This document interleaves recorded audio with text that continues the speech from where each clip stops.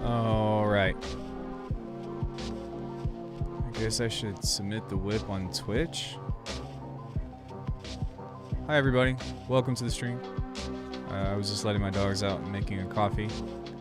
Welcome to El Streamo. We're going to be getting started in just a sec. Right now we've got 2 submissions up, so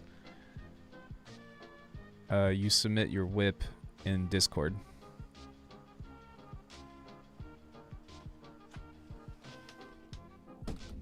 Two reasons.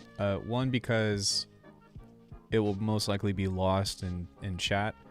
And two, if you're on YouTube, then you can't actually submit links. I don't know why, but YouTube does not like put links through to chat, unless if I'm the person that links them. So, yeah. Come on in. What's going on? Welcome. Welcome. Maybe that was Merzia or something. Yeah, so we've got 3 submissions so far. I'll probably wait till we have about 5 or so, just so that way I've got a little bit of a queue going on. So if you got something that you want to submit, or you got a buddy, come on in, get it in. We'll be having some fun.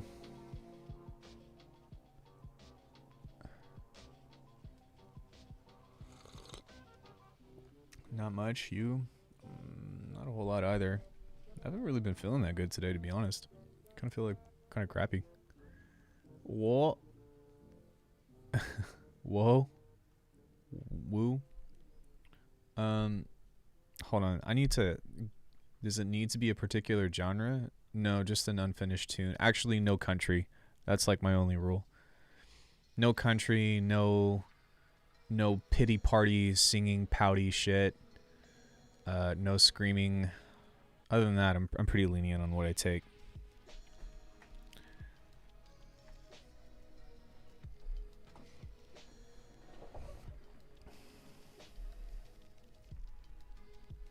Yeah, but country is a no-go. Fair, bro. Someone puts in some country. Yeah, same. I don't want to hear none of that I'm in love with my cousin shit. Hope you feel better soon, then. I'm fine. I'm okay. I just don't feel amazing. It'll pass. It'll pass. It's kind of like that part of that time of the year too, though, right? Where like it's really hot outside, you don't really want to do anything, and then you wake up and you're kind of groggy, you know. Springtime is like, but what if your cousin is hot? I'm not even gonna go there, dog. Like Mia Khalifa hot? Well, first of all, I don't think that Mia Khalifa... Never mind. Never mind. That's a trap. And I'm not gonna buy into that one, buddy. Nice try, though. Man, it is so hot outside. Yeah, it's like... It's well... I'm not even in Vegas anymore, but it's still well above 100 over here. Oh, hold on one second. So I need to change something really quick. So I'm still here and I'm talking to chat, but I need to do like personal info things for a hot second. So give me just 1 minute of your time.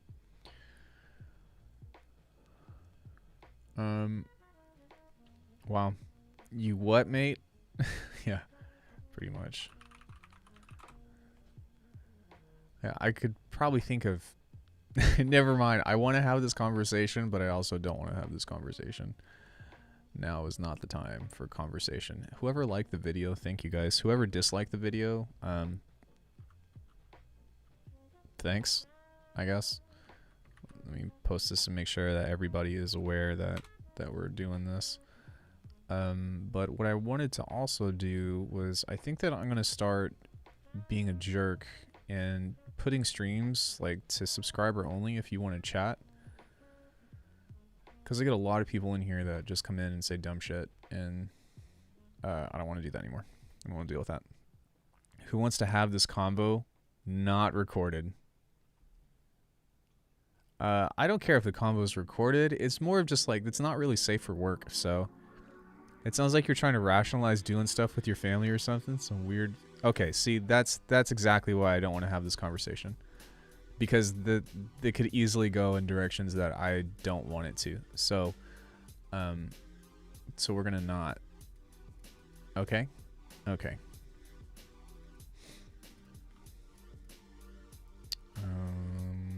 Let's see, I'm gonna manage this. Can I edit this? Stream's current bitrate. Okay, that's fine. Yoink. Wow, I didn't know that I could do this. Okay, hold on one sec. Wait, what? No. Wait, can I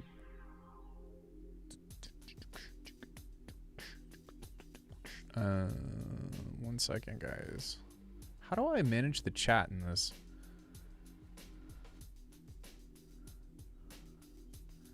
I already gave you my password.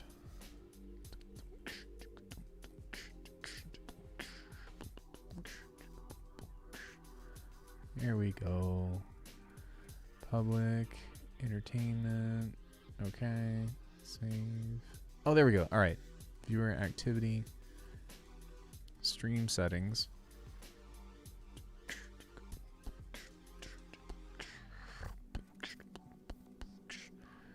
How do I edit this? I don't know. Okay, whatever. I'll figure it out later. All right. We still only have 1, 2, 3 submissions, so if you want to get your stuff in, guys, like, hop in. Let me join with my artist. Hey, you're the one who mentioned cousin. I did not mention that. I said mentioning that you're in love with your cousin. That's totally different. I agree. Yo. Wait, let me join with my artist channel so I don't confuse Alk. Now we're talking? Oh. How did I say your name? Ikro? Ikro? Ichiro? Yo, that Pokemon thing you had going was pretty cool. Looks like you got some great cards, man. I had a lot of fun. We had a decent turnout, and some people came in and had a good time. I've kind of just been trying to really pull at straws of figuring out how to grow the channel. I've tried switching up the kind of content that I do. I've tried, you know, just different kinds of live streams that could cater towards a lot of just different kinds of people, you know. But at this point, I'm kind of just like in limbo. Oh yeah, can I give my win away? I think that's a Naruto character. I like Ichiro. Sounds dope. Whatever he wants to be called. I hope you guys get to do it again. Those Sunday Pokemon card openings, bro. I love it. Well, I do too. Long story short.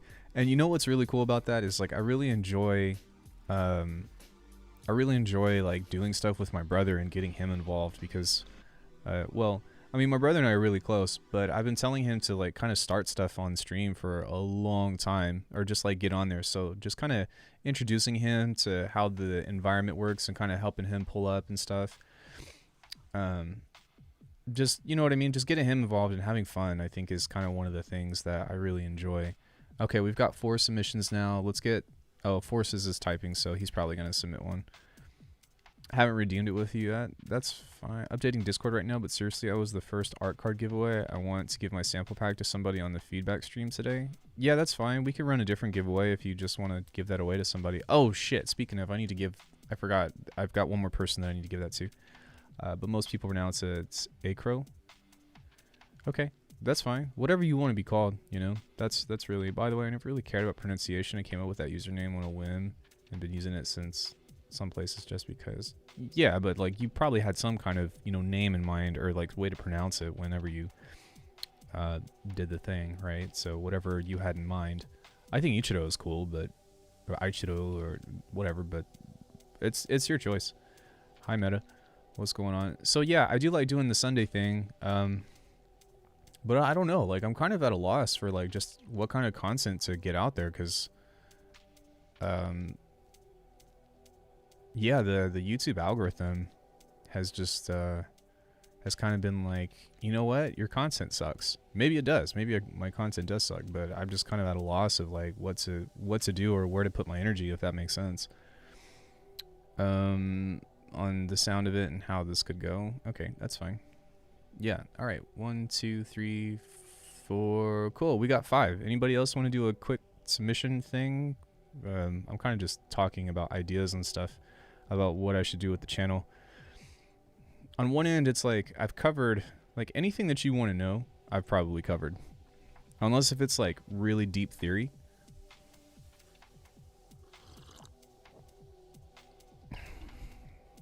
But aside from that, like I don't really know like, not really a whole lot of new software has come out lately, so there hasn't really been much to cover. It's more personal when you have a webcam of yourself. It shows energy and non-verbal reactions. I have a webcam on 9 times out of 10. Today is like the one day that I don't feel like having a webcam. I almost always have a webcam up. I would, but I haven't made any tracks since I sent you that break thing. Meta, honestly, I don't even remember. I'm sorry. I don't remember. I've had so many submissions, and I still get DMs of people asking me to listen to their tunes that I'm kind of... My brain is fried. I apologize. Okay, well, yeah. I mean, if there's only 5 submissions today, then we'll get through them. Be right back. Gonna be back. Be right back. Gonna be back real quick. Okay, that's fine.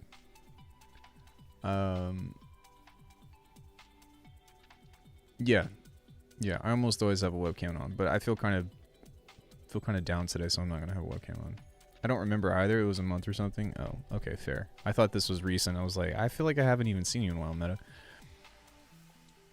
Let's turn my music off, and let's hop to the feedback. So we have Lex, Nitro, Gabriel, Kush, and then Forces. Hey, Contim, what's going on? All right. Still an early whip, just kind of not sure where to go with it. I have an intro and main section. That's it so far.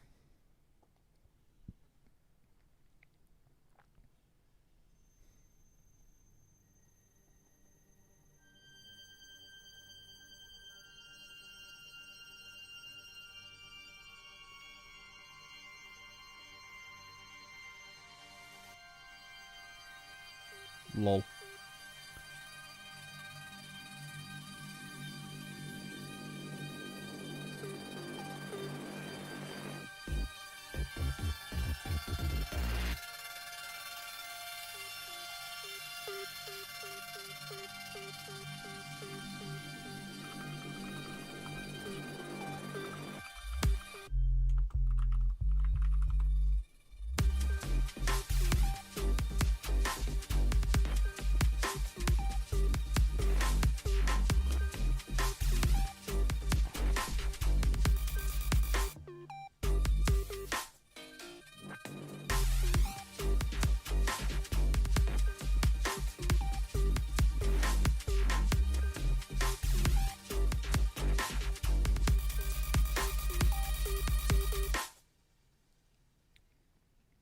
This was cool.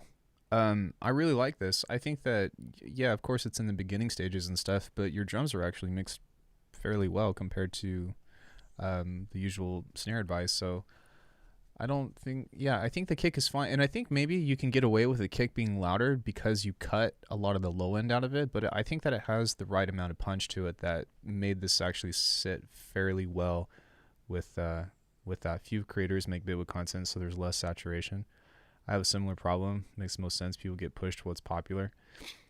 Yeah, okay, I'm gonna be honest, guys. Like here in a bit, I'm waiting on my buddy Levi, but he's making an intro for a new series that I'm trying to start. But like literally, I'm just gonna start doing like patch recreations and seeing if that gains any traction again, because that's how I got started, sort of. Granted, I'm gonna have my own spin on it and have the right take, or have like a specific take, but it's fine. Okay, hold on. Let me get into this first. All right, so yeah, I think your drums sound really good. So I think that having, let me listen to this again. Okay, so like in regards to your risers and stuff, right? With this thing right here, gotta be honest, I rarely ever hear of people using Bitwig. Yeah, me same. But a lot of artists are jumping ship. It's just taking its. I think that I think that like, okay, I mean this in the nicest way, but I think that in regards to like being at the forefront of sound design, I think that in terms of Bitwig and then also Faceplant, like I'm ahead of the curve. So it might catch up at some point, but I might have to do some other stuff. So yeah, you have a riser within this, right? But within this riser, you're not really incorporating a lot of space, and it's also not really using there's also not really a lot of depth. So you got one thing right by having, you know, some kind of rising action to this, literally, like, you know, rising action of having, you know, the pitch thing come up and like creating a little bit of tension. But in order to make this more dramatic, try to think about really creating a wall of sound of bigger things, right? So a really easy way to do this is like take your favorite element over this that you want to be the most prominent and like automate reverb to make it as loud as you can, and then right at this point here, pull it away and use a high pass filter, and that's going to make this section sound a lot bigger. And then I think that like for this right here, right, and having something kind of connect to that, you also want to have some kind of downshifter too, or some kind of like impact, right?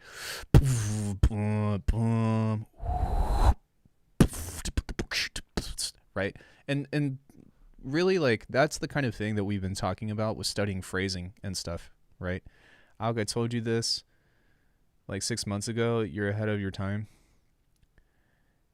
You try to make Ableton tuts among the other Ableton. That's great. Wait, hold. I'll catch up. Sorry, guys. Let me finish this piece of advice and I'll catch up, okay? Okay, now listen here. Within the background, you've got that chord again, right? You don't need that chord. You can bring that in later, but you've already got this particular aspect of things, and I know why you're doing it. I know that you're doing it to fill the space and stuff, but what I would recommend instead is really trying to hop into this and try to make those sounds bigger, especially with your bass and all that. You can still be musical without having something sustained play along the way, and so getting creative or finding rhythmic within places like that and really giving space will really create a dynamic will really create more dynamic, yeah, whatever. It will create a deeper dynamic between the rhythms that you're trying to expose. But because you have that sustained chord that's in the background, that's really pulling away from all of the impact that you're building, of the relationship that you're building between your drums and your bass.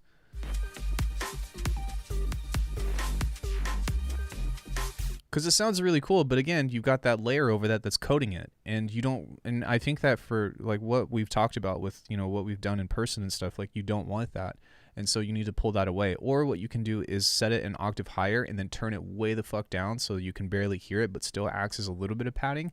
And then instead, you can replace that with little bits of sporadic white noise things of ksh, ksh, ksh, ksh, ksh.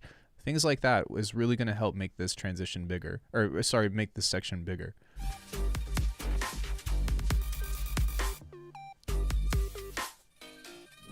So like even like that, right? Like that was a really cool transition, but look how quiet that is.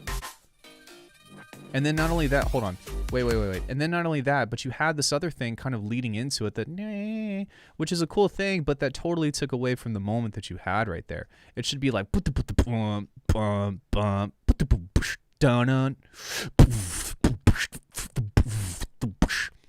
that's really what's going to make this big and impactful. So like I said, like your ideas are already there. You just need to really go back, take your time and really focus on making these elements that you have matter. So less layering, more emphasis on making these sounds bigger. How do you make your sounds bigger? Frequency content, spatial stereo content, volume. What else we got? Movement. That's also another thing that can make that stick out if you want that to happen.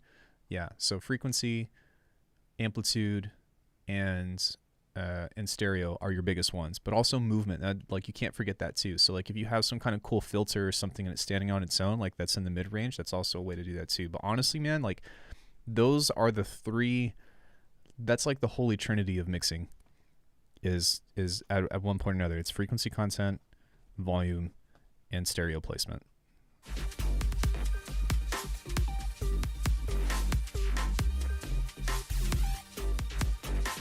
So yeah, I mean, continuing into this part, the only thing that I would say is really just like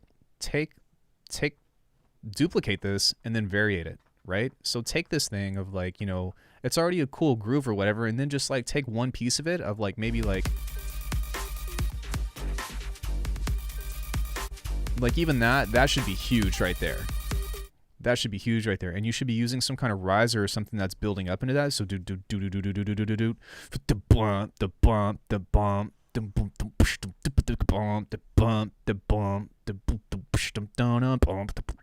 You know what I mean? And then it's just a matter of like going into, think of it like a breakdown or something, and then like have fun arranging that aspect of it. But again, you keep running into those same traps or those same loopholes because you keep it too melodramatic, because you're trying to write and have too many elements playing together at the same time.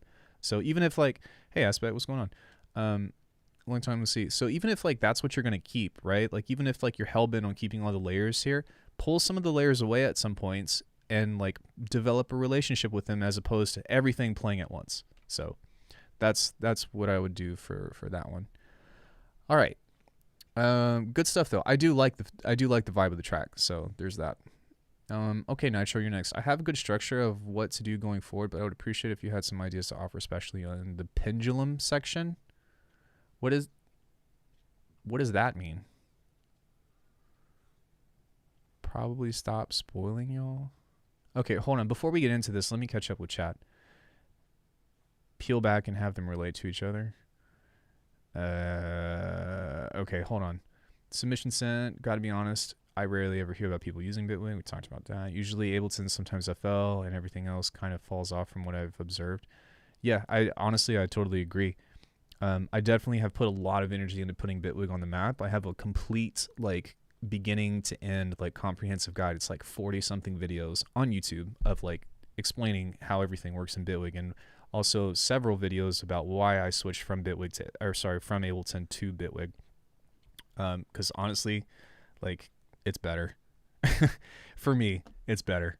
It just is. FL Gang, by the way, I use Reaper trademark. I think the reality is that people just want short and concise, so many are just trying to take the shortest route. Yeah, I agree with that. But even still, like I've been posting shorts and stuff too, you know. Real talk though, Bitwig is a niche thing, which means your content will be one of the few. I told you this like 6 months ago. You're ahead of your time. Thank you. Appreciate it. That's great advice. You try to make Ableton tuts among all other Ableton creators. I said the funny. Huh? What? But there are far fewer Bitwig users compared to Ableton users. I would just go harder with it, full force. Bitwig or die. Fuck them, but that's your choice, of course. Well, I pretty much do everything exclusively in Bitwig. I haven't made it an Ableton tutorial in like, what, 3 years? Far fewer Bitwig content creators, that part. I think it balances out. I don't know. Sounds like he needs to use a little A, a little B. You see what I did there? No. Yeah, definitely. I get that going. I think he just needs to do some mass appeal stuff like Serum and Vital sound design videos that any doggers can do. I've got so many of those though. I'm just tired of that, to be honest. Back then he could break out the Bitwig guy. Okay, hello, submitted music. That part again. Damn the beatbox there. Thanks. Oh, that's a good point. Peel back and have them relate to each other. Oh yeah, my turn. Yeah, it's been a while. Been working on stuff for the Upscale Fest all month. You'll understand. Can we all submit? I don't want the shortest route. I just want a route at all, to be honest. FL Studio Sound Design Squad, rise up. Fuck off, Aspect. Just kidding. Woo. Lex, I feel you. Aspect, I'm here with my submission. You hear from me will not relate that. Okay. Caught up with chat.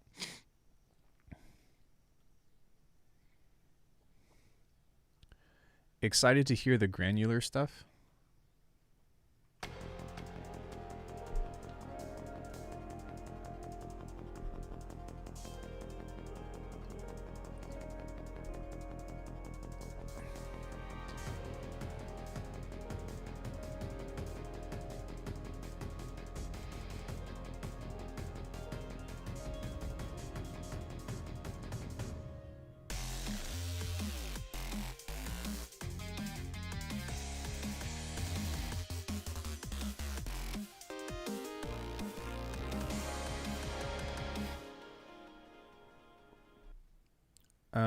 This is cool.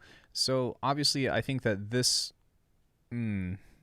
Okay, I've got two ideas for this. That's so funny. Whip. So two ideas for this. Like on one end, like you can just double this, but on the second end, like you've got so many call and responses through this that you could easily just break one of this up and elaborate on them. So like take a listen. Let me count. I think you've got 4 within this section. Call, response, or I guess this could be the call, this could be the response. It doesn't matter how you break that up. Call, response. Yeah, so you've got at least 2. So what I'm thinking is that I would go into a more simple section first. It depends. So like what I would do is I would try to decide whether or not you want this to be more of like a gaming tune or if you want this to be more of like a traditional bass tune. If you want this to be a bass tune, then I would simplify your drop.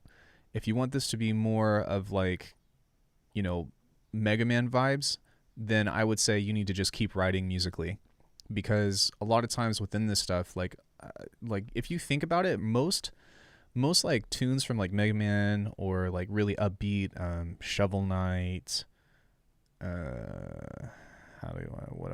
what other things remind me of this kind of music? Mario seems a little too chill. It sounds like a Super Smash Brothers Metroid Prime tune. Fuck, I'm trying to think of like what else are some like kick-ass platformers, even Castlevania, right? So like usually the way that they do that is they've got like 4 phrases. They've got like 4 different phrases in a tune, but then those repeat. So you've got like bump dump dump bump. It almost never goes back to the same thing until the loop repeats. So on one end, like if you do more with if you do more with less time, then you can create like a loop out of that, right? Or like a recurring track that would go for the background of this. But if you want this to be like a radio style tune or something, then most likely then you would want to lengthen out and simplify these different sections and stuff that are more of that kind of like esque of the idea.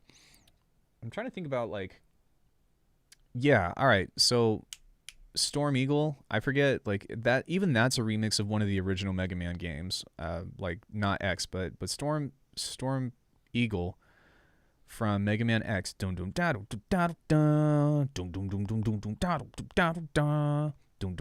Right, that one. I think that's a great reference for this particular kind of tune. But if you listen to the way that that's organized in that way, it moves from place to place very quickly, kind of like the arrangement of that what you've done here.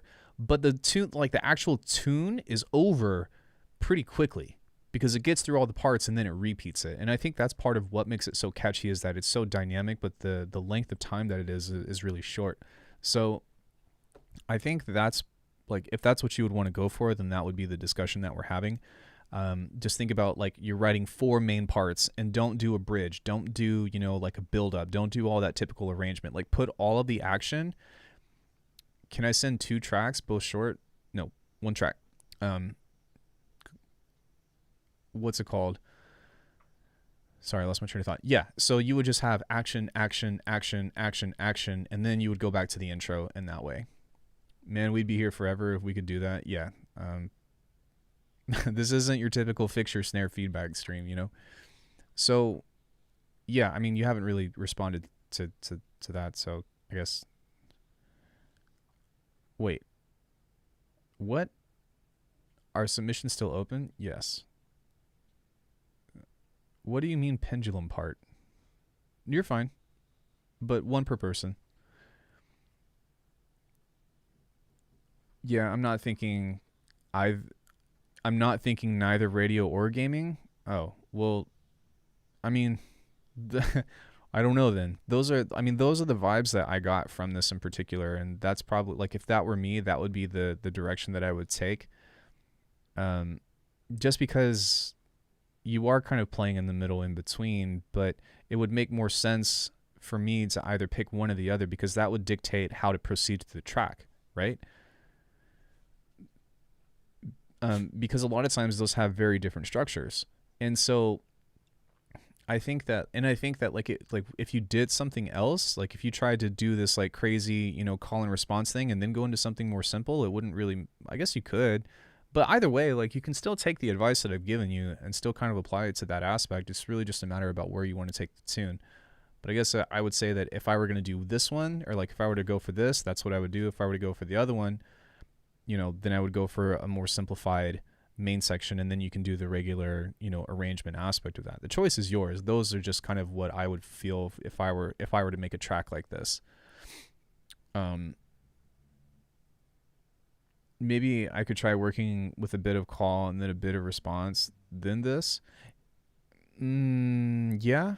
I think that if you're going to do that, then you would want it to manipulate your intro too, though, right? Because I think that like going from here to here fits really well. Like I have this dumb tune that I wrote, and I did a video on it. Let me see.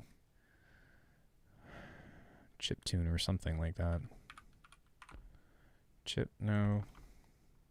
Fuck. What was the name of that song? Let me see if I can find it. Haunted, Stan, Oracle, Discord, Break Track, Audica. Oh my god, where is this example for Discord? I shouldn't be that far back. Did I delete it? I might have. Okay, hold on.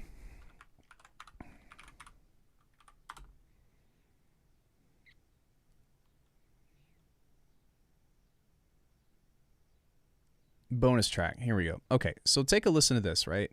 This track is 2 minutes and 30 seconds, but pretty much the tune is over after the first minute. I have a skeleton. Wait, at least, sure, wait. I also have a good idea what to do going forward, but it's going to be quite a bit of pendulum until then. What do you mean by pendulum? You call most of your tunes dumb. That's fine. I'm going to follow you and add you use FL. Okay, so take a listen to the phrasing of this. Phrase 1.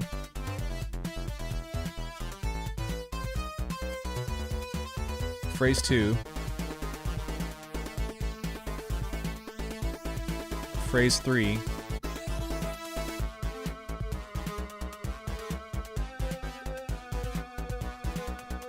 Phrase 4.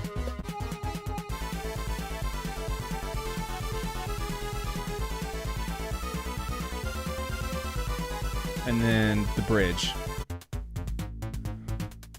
And then from there, it just repeats.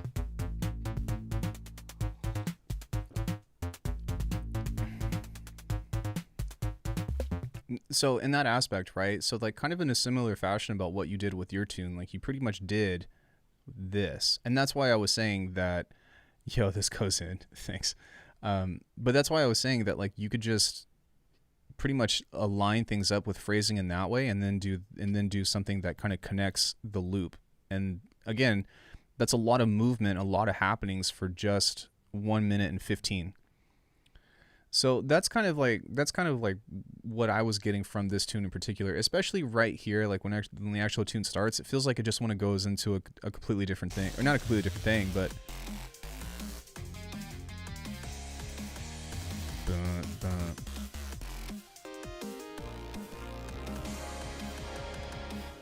oh, I did not get pendulum band vibes from the, but okay, yeah, sure.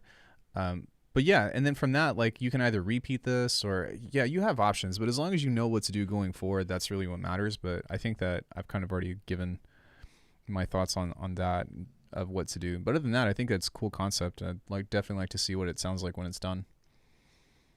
Okay, Gabe, you are next. Oh, my brother's calling. Hold on. Hello?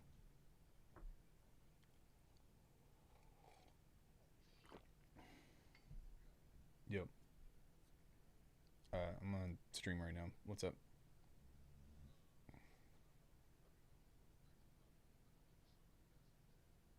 Okay.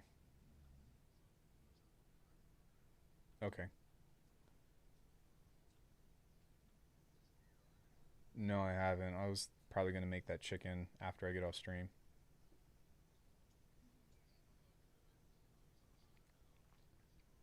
Okay, cool. Just let me know. All right, tell Rachel said hey and I love her. All right, I'll see you later. Bye. Bye. Okay, so I don't know. It kind of sounds like nothing for free based on the 30 seconds I've heard of pendulums 30 seconds ago from now on. Okay, well, what do you know? It's the drums and bass. Man, someone order the guys some food. Oh, it's fine. I eat. Where are we? Gabriel, I think you're next.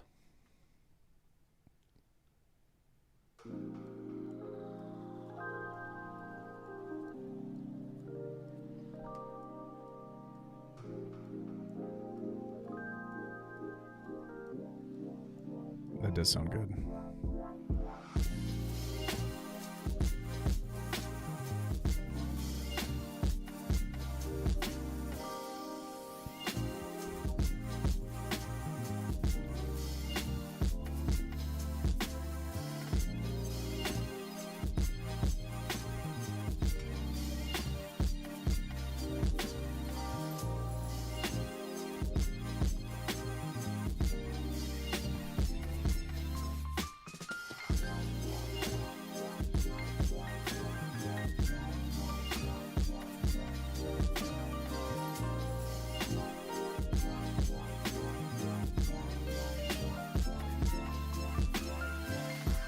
Have a very gamer appointment? Are you doing like a raid or something?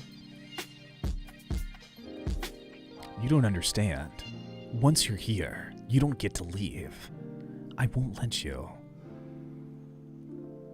But good night, fam. Good night, all. Take care, Nitro. This tune was amazing. I really enjoyed it. I think that I would create a little bit more contrast when you go into the wub part of the chords, because you got a lot of stuff going on right here. I think that if you were to maybe kind of pull everything else back just a little bit and maybe pan out the piano a little bit more and have the womp, womp, womp as kind of like a smoothing out. It's true, I am unable to leave the alchemy stream. You have become enfeebled, and now you will suffer the consequence of forcing you to listen to asking for subs and begging for memberships so I can have a pizza once in a while. I mean, yeah, this tune is really good. Yeah, other than that, I think that you're crushing your kick and your hats, whatever transient you have over that, just a little bit too much. Like, listen to this. Which in some cases can sound kind of good, but I think that you can pull back. Instead, what I would go for, let me look at this. Yeah, so look at this here. I would, instead of pushing to your master, which is what I'm guessing you did, I would soft clip your drums and then pull your master up. And I think that, and soft clip them, don't hard clip them. But if you soft clip your drums, I think that you'll have more headroom to make the tune louder. And I think that other than that, the tune would sound really nice. It's true, I'm unable to leave the alchemy stream. You could cut everything out for a bit to show the chords and jump back in. Yeah, I agree with that too. That would actually be a really good transition if maybe like right here. Boom. Wait, where's that what part?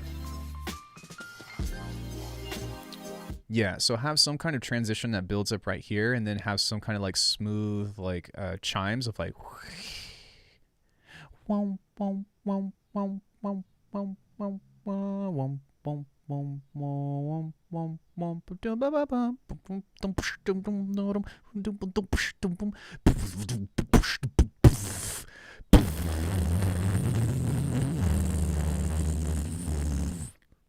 something like that. Excuse me. Yeah, so that's what I would do for that one. This is very pretty though. I'm gonna play this out.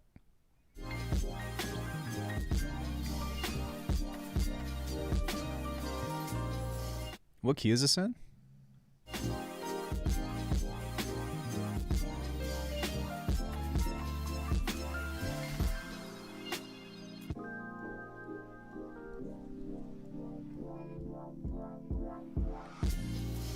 I'm gonna guess G.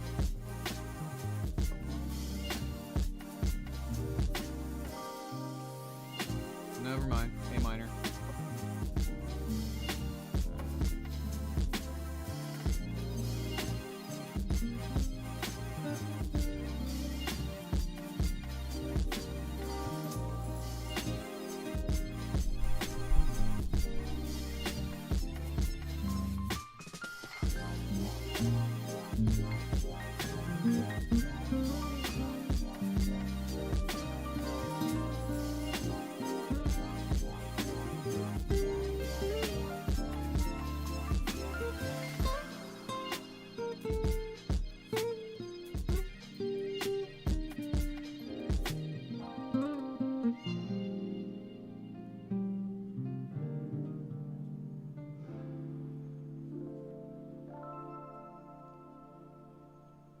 One more time.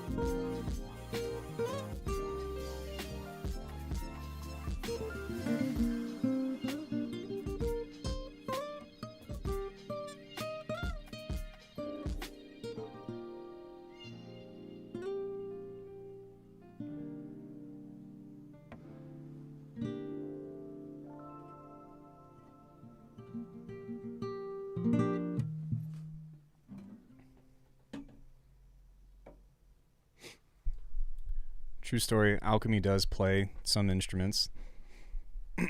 Not amazingly, but yeah. I always like to, whenever I hear something musical that inspires me, I always like to just do a little jam over it. It's one of my favorite things to do with stream. So, not sure if you like that kind of stuff, but that could always be some kind of fun interpretation too, of kind of like maybe filtering everything out and then doing a little bit of jazzy guitar over that. But yeah, this really reminds me of like Ian Ewing stuff. I clapped over here.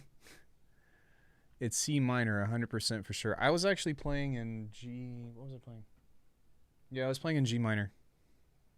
So whatever that was, it seemed to work. Maybe it wasn't that specific key, but it seemed to. I say go even crazier with piano by adding in a ton more embellishments on it. Okay, everybody's arguing about what key it's in. Who cares? Yeah, I was right. Just picking, bro. Thank you. Definitely high quality for improv. Appreciate it. Thank you. Yeah, the tune was vibey, so that kind of brought it out. But that's what I would do, man. Other than that, like maybe just work on not crushing your kick so hard, and I think everything else is pretty nice. Okay, Kush, you're next. Destiny's Throne, under 8 megabytes. Hopefully, man, I know the struggle. It's all about melody, not key matching. Yeah, but it helps me. It helps give me a guide. Like I'm not really attuned to music theory and stuff, but I can say, oh, it's kind of in this key. Then I can kind of like figure out where to go from there.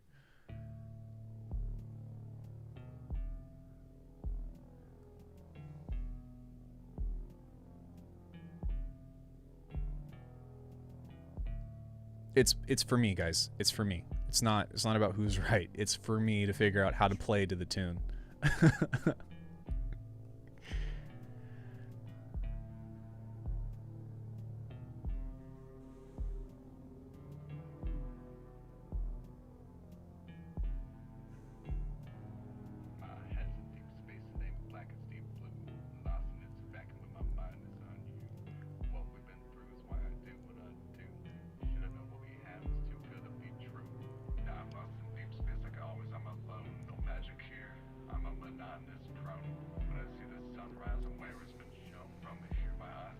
Oh, that's my fault.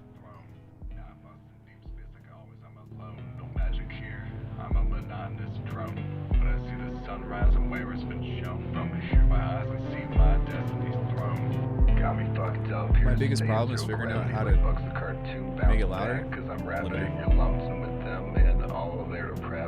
Fuck everything that you thought that you had on me. Don't apologize now. Oh, no, it's too late. Can't teach an old bitch a single beneficial trait. State of affairs. I'm in a depressive state. You're the type of bitch that I just love to hate.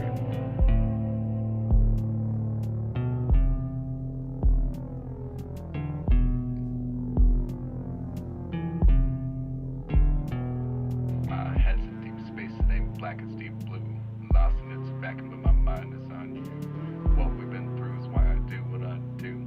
Should've known what we had was too good to be true.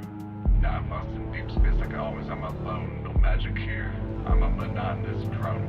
York, Yorkie, are these vocals yours? Hear my eyes and see my destiny's throne. Now I'm lost in deep space like always. I'm alone. No magic here. I'm a monotonous drone. When I see the sunrise and where it's been shown from, I hear my eyes and see my destiny's throne. I just zip and store away everything in older than a year storage solves. I do that too. I just throw all my old projects onto a backup. Yeah, fam. This is kind of cool.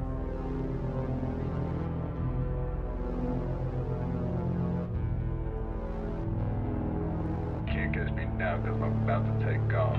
Maybe it's time for you to go and take the fake off. You're just livestock, go and drink from your trough. Smoke so much chronic that when I breathe I just cough.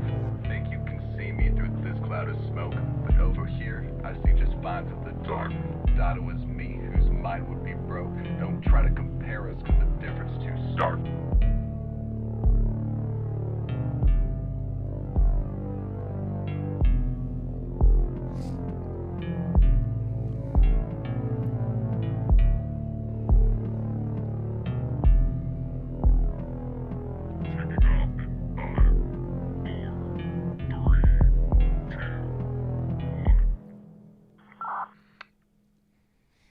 Yeah, I think that this has a lot of potential. On some ends, the biggest thing... Okay, so I've got a lot to say about this. So let's talk about the vocals first.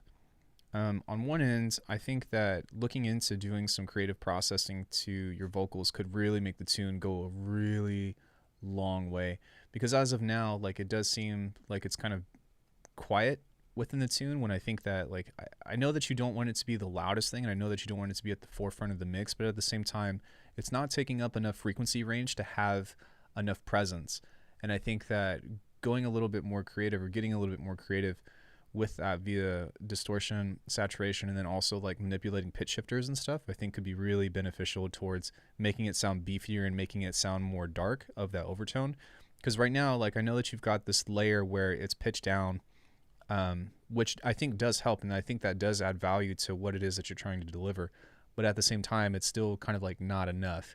At least for me, like, I would want that to like be like, and especially like if you're trying to develop a relationship between that, of like having, like, you did that in a couple of instances right here towards the end of the tune, where like on some, like on the holler back aspects of that, it was like something something something, emphasize a word. And I think that in that manner, like, for one, that could be a really cool way to develop the story that you're trying to tell, but I think that you need to go a little bit further with that in order to bring that out. For personal taste, I think that it would be kind of cool to see you distort the guitar just a little bit more and add a couple of other effects, like maybe a small delay that you can automate in times. So like, not the whole time throughout the whole tune, because it's minimalistic by nature, and I like that aspect of it. But you do have so much open space throughout the entire tune that just by adding a couple of things over time, it will help make the tune seem like it's progressing in that way. And then the other thing, the biggest thing with the vocals though, is the recording aspect of it. And this is more getting into the rapping type of stuff, but you have a lot of words, like you have a lot of syllables that you try to fit into a short amount of time that breaks the flow for me. So let me see if I can point something out. That's why I do what I do. Should have known what we have is too good to be Should have known what we have is too good to be true, right? true. Nah, Okay, listen to the timing of that. My head's in deep space, it ain't black, it's deep blue. Lost in its vacuum with my mind is on. In the back end of my mind, see, stuff like that. Do what I do. Should have known what we have is too good to be true. So see, you're trying to fit too many syllables in a small amount of time. So I would say simplify, as opposed to try to get that to line up in time. So let me think about that for a second. My feedback is pretty gas. Okay, so instead of should have known what we had, you could say something like, I knew what we had was too good to be true. So you can reiterate and say the same thing, but just change the sentence structure about how you deliver that. Because whenever you try to fit too many syllables in that aspect, it seems like you're trying to keep up with the timing of it. And you're changing the rhythm to where it's also changing the energy of the delivery. And that's why I think that you should go back and revise the wordings that you have on some of these bars. True. Now I'm lost in deep space, I'm alone, no magic here. I'm a monotonous drone. When I see the sunrise and where it's been shown from here, my eyes can see my destiny's throne. That was good. I'm lost in deep space like always, I'm alone, no magic here. I'm a monotonous drone. When I see the delivery on that one was kind of, I appreciate that. And yeah, you're right about the syllables on some of those. So instead of I'm a monotonous drone, like in that timing, like listen to that.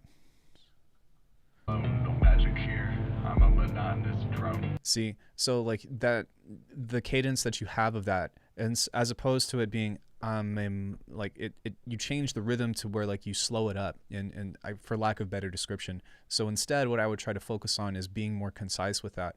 What was the word that you said? Sorry, it's kind of hard to remember when I'm trying to connect thoughts. I'm lost in deep space like always, I'm alone, no magic here.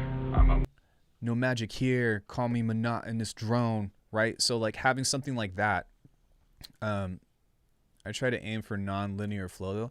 That's fine, but you also have to realize that there's a matter of cadence. Hello, I'm suffering from beat block, sir. Hi, Jack Lion. Well, you're in the right place. So like having something kind of like that, right? No magic here, call me monotonous drone. Like something like that has a better flow to it, to where like you're not doing a difference between like triplets, or like you're not trying to speed everything to a too concise time. And that will come with just practicing rapping in general, right? And like you can really take your time with some of that stuff too. Like if the word doesn't fit within like the bar or the section, I think that what happened was you wrote these lyrics down, and then you wrote the beat and tried to put the lyrics to the beat, as opposed to listening to the tune and trying to focus on building a relationship between the words that you already have in the tune itself. And I think that if you can establish that dynamic, then it's going to feel a lot more natural coming into how to apply whatever it is that you wrote to the tune or to the beat. But yeah, I also think that as a final thing, it would be kind of cool if you just added like one kind of hat, or maybe like one kind of ride, or some kind of like just one thing to kind of keep time that picks up the energy just a little bit when it picks up halfway through the tune. What we have is too good to be true. Now I'm lost in deep space like always, I'm alone, no magic here. I'm a monotonous drone. Just something like that. But yeah, that's what I got for that one. I think that the ideas are really cool, but I would like to see you beef up the vocals. I kind of just want to hear a little bit more distortion and effects over the guitar, since that's like the main melody, that's like the main hook of the tune, which I think sounds good, but I think that it could use a little love.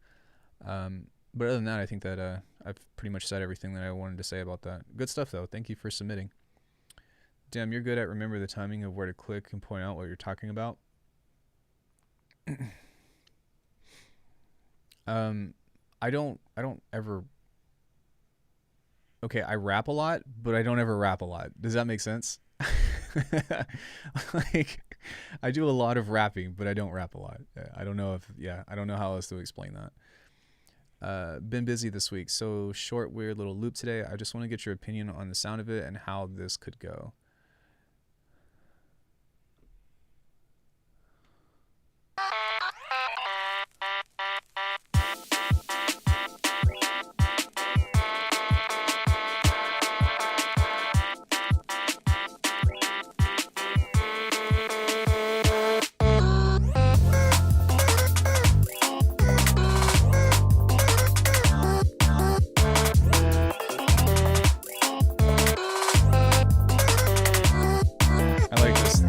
Shit.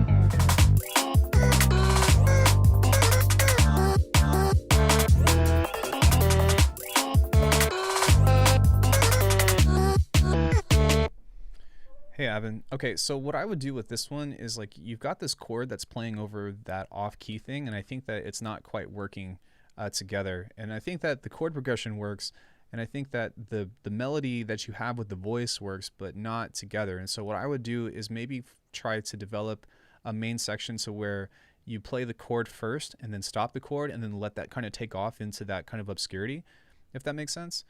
Tune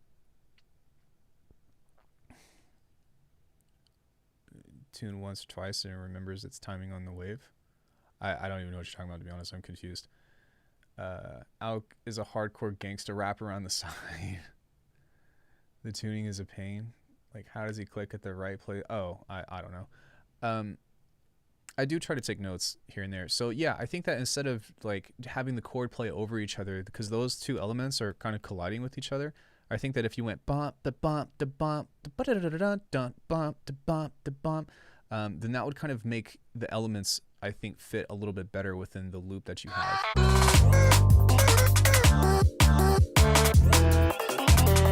And I think that like it shouldn't be that hard to do, but because you've already got spaces and like very staccato type percussion, it's very short. I think that would be probably the next step about where I would go with trying to make that stuff line up. I think that this tune is dope though. I think it has a lot of potential in that aspect, but other than that, I think that you kind of already know what I would say for you is to really just like break it more breakage. He's English are very good at remembering where you see something in a waveform you want to talk about. On that note, rip the next one apart, Alckemy. I do reserve the right to like withhold feedback if I don't have anything, but if I have ideas, I'll give them to you. You know how it goes. Okay, I also think that the intro, like you said, it's been a short loop and stuff, but I would like to see this intro develop a little bit more. So there was something that I heard here over here that I thought.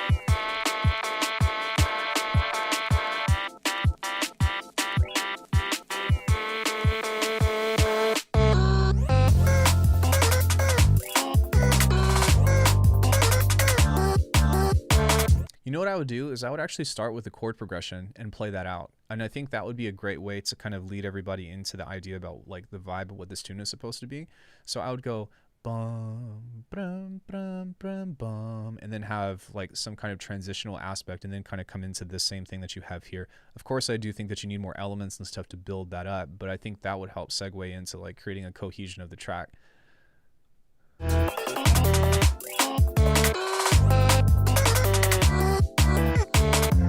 I feel like the kind of edits Culprit does on a massive basis could sound cool.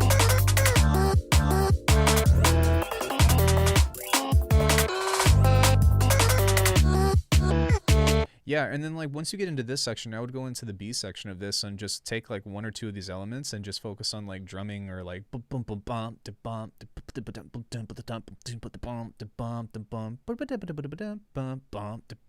because I don't know what notes those are, but you know what I mean.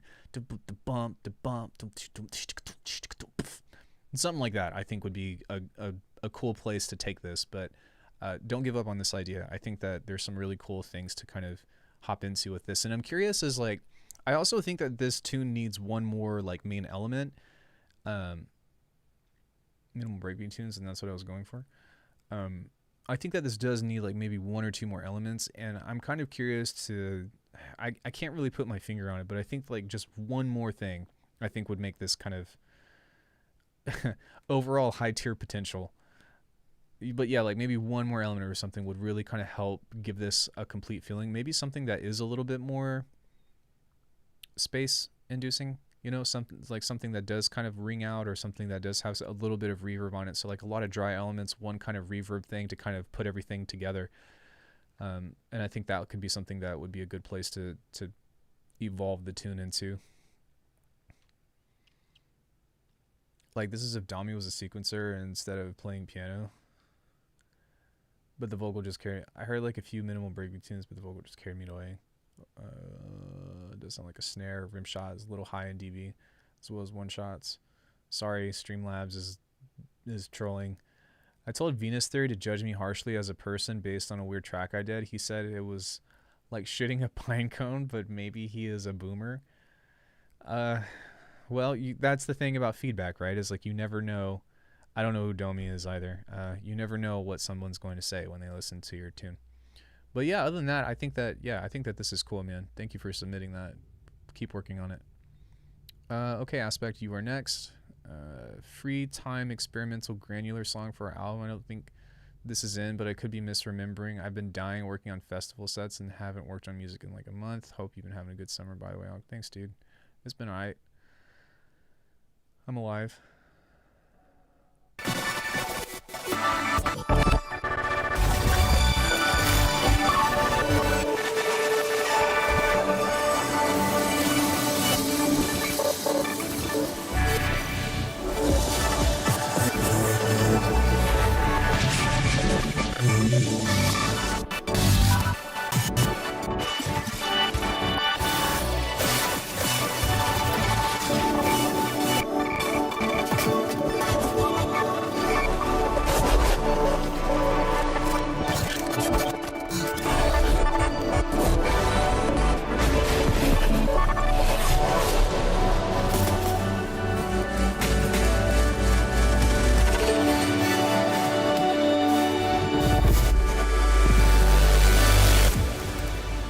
see you, Uber. Thanks for coming in.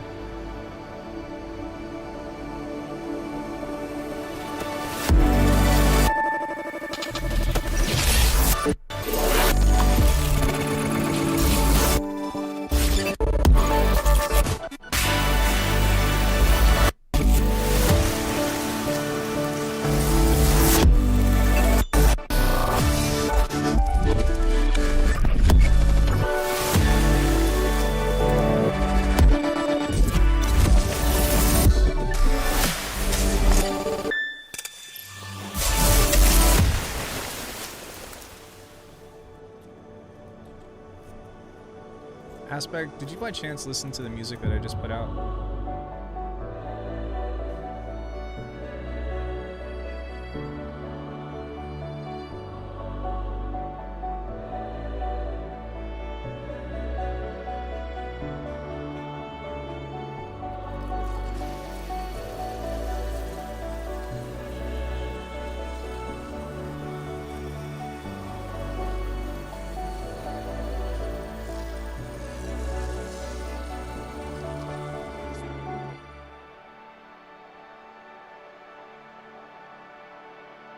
I like the structure. I actually haven't had a chance to hear it yet. I think Zai told me about it, if you know him. Yeah, I know Zai. Zai has a very similar sound to the stuff that I create. Okay. Grains could use some connection between tissue. Reefer throws a bit of lacing. Hey man, just drop in and say hi and drop a like. Thanks, Hakobo.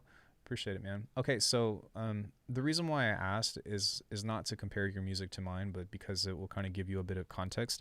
It sounds like you've been listening to a lot of Alex P and Hudson Lee type music, and the music that I recently released was direct influence from Hudson when I was doing lessons with him about like free writing and about how to make music that's not constricted to a specific structure. And I think that pretty much everybody in upscale is doing that right now. Which is great because I really like that particular direction with music, even though mine is, of course, a little bit darker in contrast. So really the only thing that I would suggest taking a look at or listening to Alex P's music is the thing with his music that he's been doing more is that even though there's the granular aspect to this, there's still some kind of narration that's happening, right? And so on one end, you've done a really good job at establishing a vibe, and I can hear the chords and stuff that are kind of playing over in the midst of kind of like the randomness and stuff, and I think that's a great start. But what I would try to do is kind of like from this point, let's just say like you cut this point off. From here, I still think that some narration can be developed with that, and that way it will help connect to this part a little bit better. I think that if you started off in randomness, that would be fine too, but what you want to kind of think about is developing or fleshing out the story that you're trying to tell within this aspect of that. And so, and again, like I really want to make sure that like I'm not trying to compare your music to mine, but my inspiration comes from the same place, if that makes sense. So there's maybe you can kind of make that kind of connection in that way. But with stuff from this, like even for this one, it's gonna be loud. Oh shit, okay, I caught it. If you just kind of listen to, you know, even just the first part of that.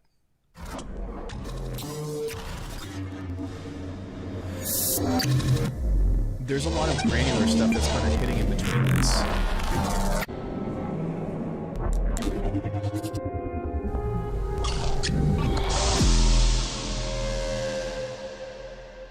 So even though I have a lot of granular aspects that are coming in between that, there's still like very clear movement about like motion. I think that's the best way to put it. So instead of kind of like, here's this, you know, here's this granular, here's this granular, here's this granular, it kind of has like some kind of direction that it's taking. And then when you get into this part, it kind of goes into something that is a little bit more, you know, something that is becoming a little bit more apparent in that way.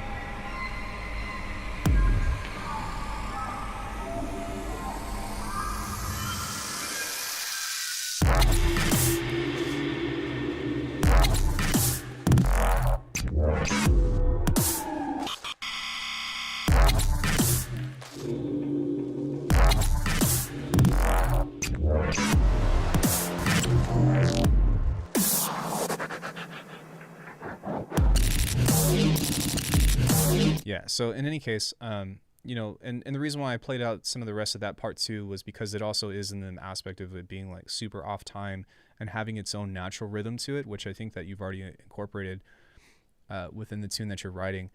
But oh shoot, I'm saving this for listening. Thanks. But in that regard, that's kind of what inspiration I want to try to bring onto you about the free form of writing aspect of things. So instead of being like, you know, it's just we're kind of here, try to focus on building some kind of narrative to the free form aspect, no pun intended, and then that will kind of help lead you of what to do or how to contextualize a lot of the granular stuff that you're creating. And again, like that comes directly, that's actually what Hudson told me about how to like compartmentalize all that shit. So that would be the same advice that I would drop to you. But yeah, other than that, I think everything else is really nice. And I do like all the elements that you have here, but I think that they just kind of drift in limbo a little bit too long. So if you can give them a direction, even if it's off time or whatever, or have other elements that introduce forward motion to getting into the middle of the track, then I think that you're going to feel like the story is a lot more complete. Damn it, your guys' music is inspiring me and I'm on break from music. It's okay, Meta. Yeah, I'm following what you're saying. My submission is next and it's wacko. Maybe I'll send this to Hudson for feedback too. Yeah, send it to him. You know, he's really open about that stuff. He's like one of the most approachable, very nice, like give you the time of day producers out there. So I would definitely talk to him and all that. So yeah, good stuff though, man. It's good to hear some of your music. Your name has been thrown around quite a bit in a good way. You're getting popular and I'm really happy for you. So keep doing your thing. Read the comments on it, add your own. I'm not sure I'm going to keep the main section at any point. Rip it apart. Alckemy, have left it alone for a long time and do more. Okay. Wondering if that free streaming site was safe? No, for Wondering if you're ever gonna shut the hell up from ads.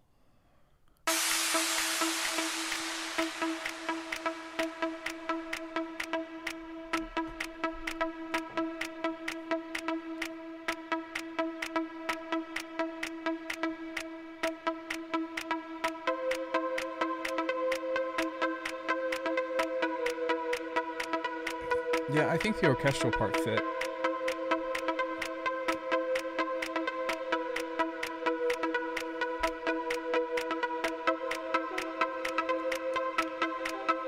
Lucky you.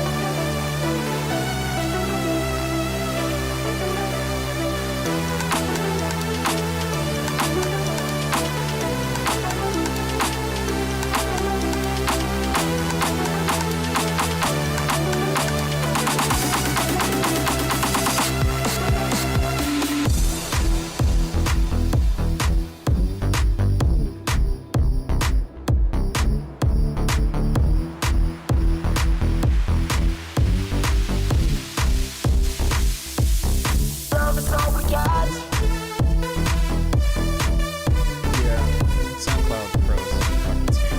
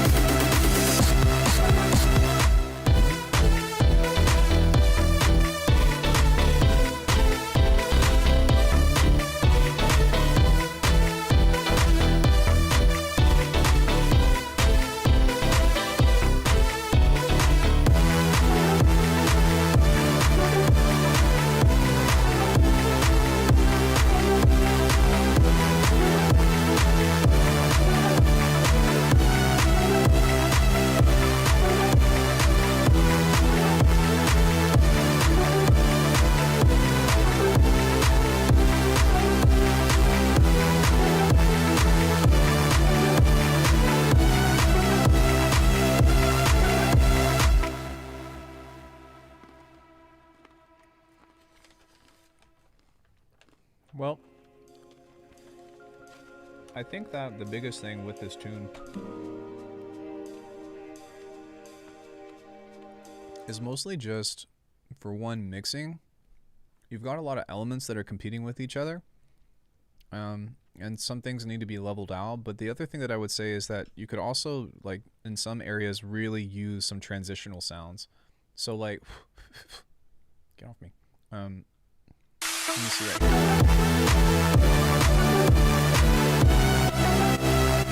Okay, yeah, so like right here, there should be some kind of whoosh or some kind of, you know, sound that's getting ready to build up the energy because you're getting ready to change the vibe. See, right there. So like one thing that you could do even is like use a high pass filter, have some kind of like, you know, riser, or maybe even do like a pitch bend right there of like, you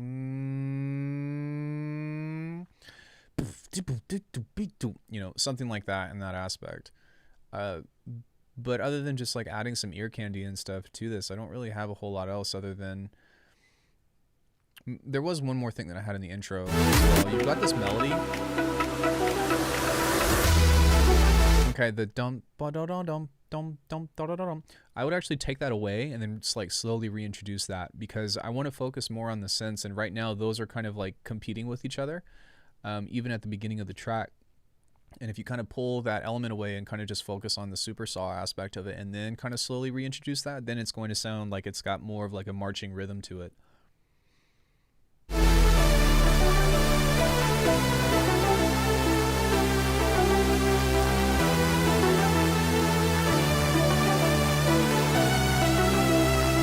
Wait, let me listen to this part again. Okay. Also, we've got this rhythm that's established right here, and you add a completely different rhythmic element that's like way different. I would do a dop dop dop dop dop dop, like a triplet type thing that plays along the same rhythm of that little pluck that you have, because listen to how all these elements are competing with each other now.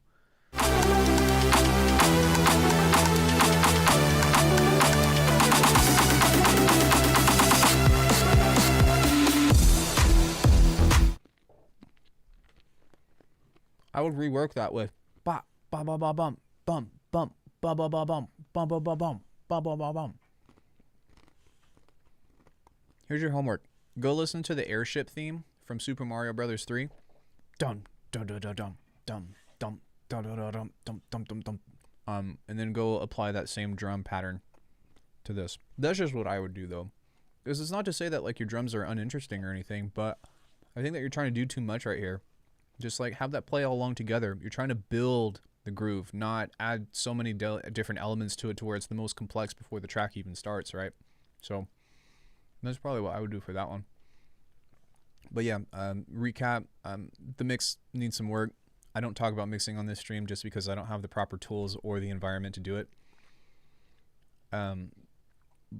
But yeah, your mix needs some love, and then you need some transitional effects. Just like different small things, risers, you know, or cuts, or, you know, different like effects.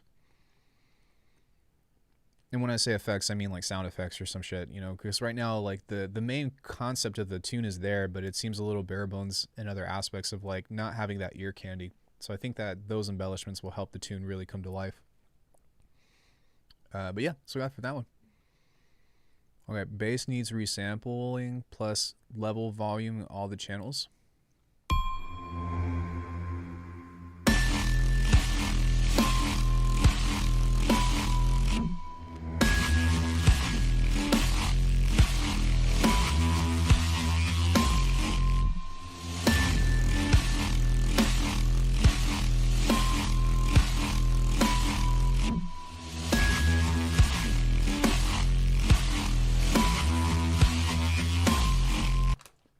Yeah, this is dope.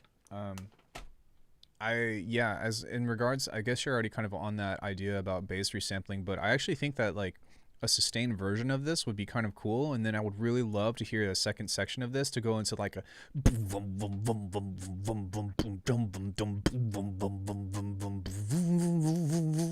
you know, something like that. I think would be really sick in that aspect of like creating some kind of pulsing or some kind of repeating thing and then having like an interesting fill in that aspect.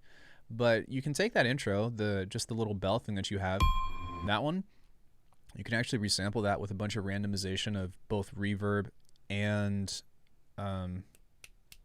pitch shifters. And well, I mean, like you can do any effects and stuff, but what I would do is I would use that, and then I would use that to get into your intro. So I would just have like kind of like an off tilted, out of tune bell hit that's maybe like in reverse, and then go into a big ass impact, and then go into another impact that is just the kick, and then like maybe the low pass, and then slowly build that up, and then that would kind of take you into this part. Bro, Reese is the sound of 2021. Just putting that out there, y'all.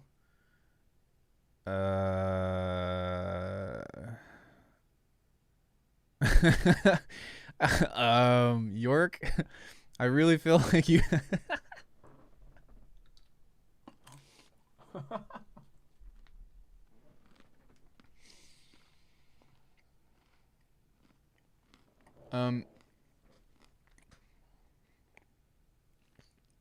Hold on.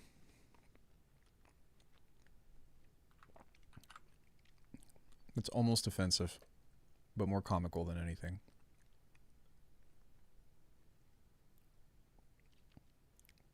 Yeah, I say like 1995.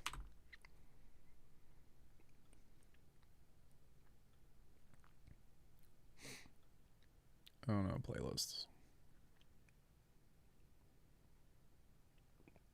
Time to get vocodecs acquainted with the modulation of Reese's. All right, hold on one sec, guys. How many? I've got 45 videos on bass. And they're all neurobase. They're all Reese basses. I'm pretty sure every single one of these is a Reese bass. Yep.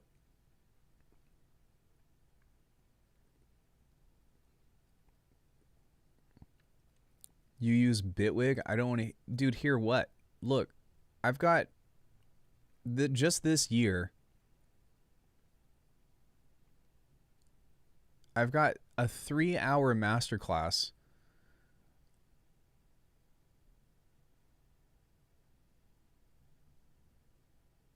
A 3-hour masterclass on how to make neurobase.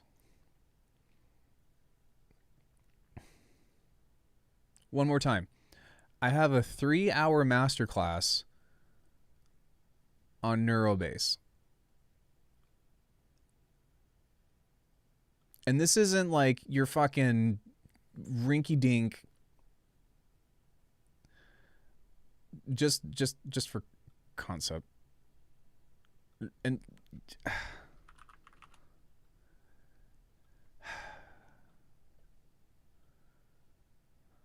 look. Listen. If I'm proud of one thing, it's my basses. It sounds like you're fighting for words. No, I'm kind of flabbergasted that you're mentioning this. This YouTube channel is a bass channel.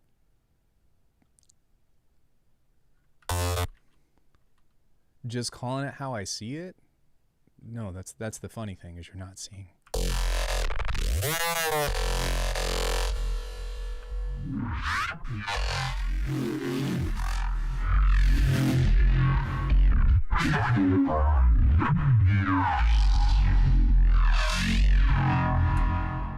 I don't know any other channel that's teaching you this right now. I'm sorry. There's no other channel on YouTube that's teaching you how to do this shit. And that's not me flexing. I'm just saying there's no other channel that teaches you how to make basses at that complexity. Show me one. At least on YouTube.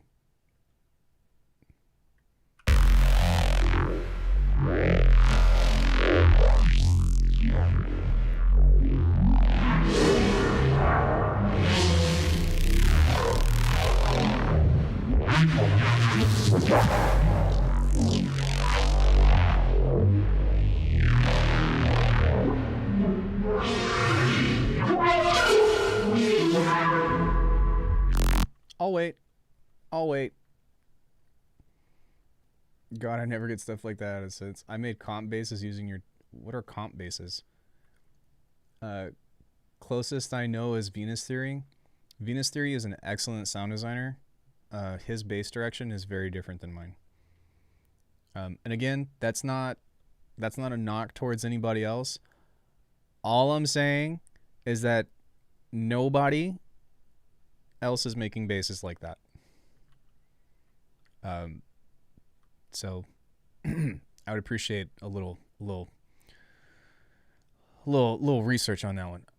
Where was I? Yeah, this bass is really sick though, and I think that having some kind of don't go, bro, stay. That's a neuro bass though. I feel like we're not even talking about the same sound here. I'm gonna go ahead and leave. You do realize that? Wait, hold on. Wait, you do realize that all neuro bass comes from Reese basses, right? Like the Reese bass is like the most, like if you're gonna cook a steak, like the key ingredient is beef. With neuro basses, the key ingredient is still a Reese bass. To what degree that you complicate that, or that you make that more complex, there's that aspect. But yeah, you're still welcome to stay. I'm not calling you out. I'm just saying, like, hey, like this channel has been, for the past almost 4 years, this channel has been dedicated towards those kinds of sounds. In any case, sorry. Yeah, I think that the just by resampling that bell, you can easily get into an intro in that way. And then I'm curious to hear what you want to do with your resampling aspects of that, but I would like to hear you go into something that's like kind of rhythmic for a B section, and I think that would make the tune come together pretty nicely. Okay, Andy is next. All right, I kind of want to call this done for what it is, but maybe it could be broken into more sections. So this tune is done, but I don't know what to do with it.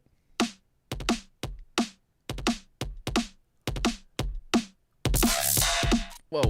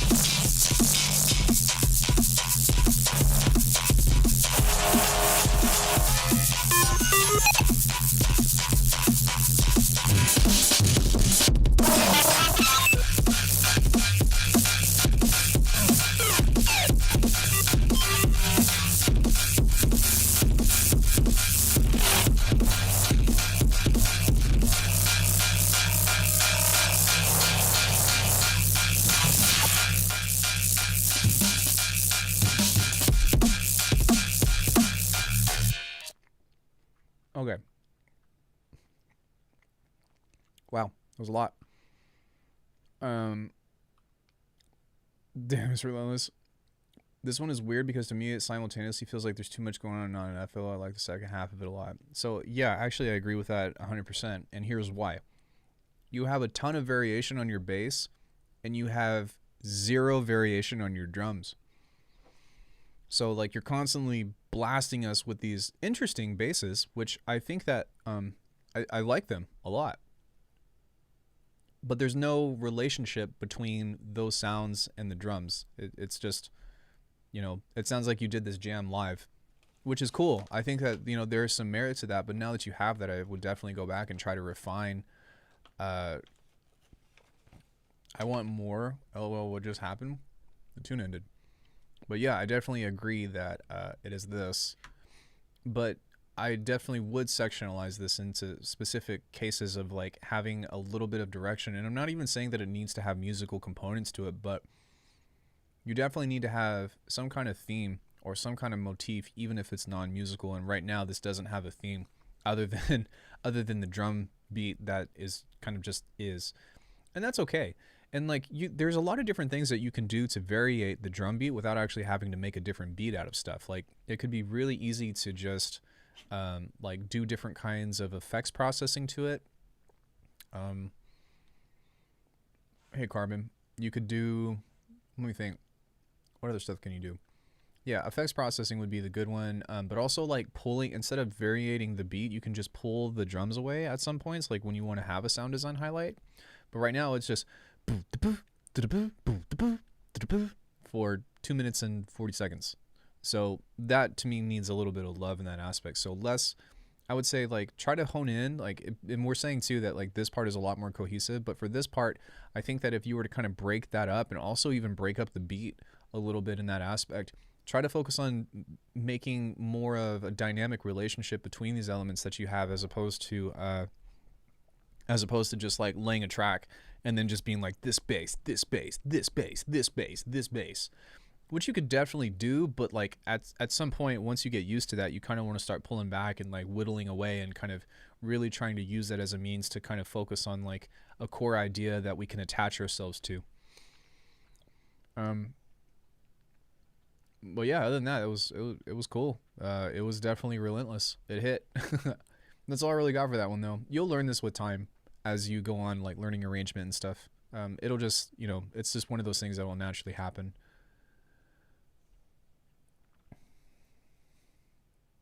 Okay, Meta is next. Wabam. Then we've got Leo. Then we have Jack. Then we've got Fast Forward. Then we have Bedini. Then we have Alexei. And then we have Simply Demi.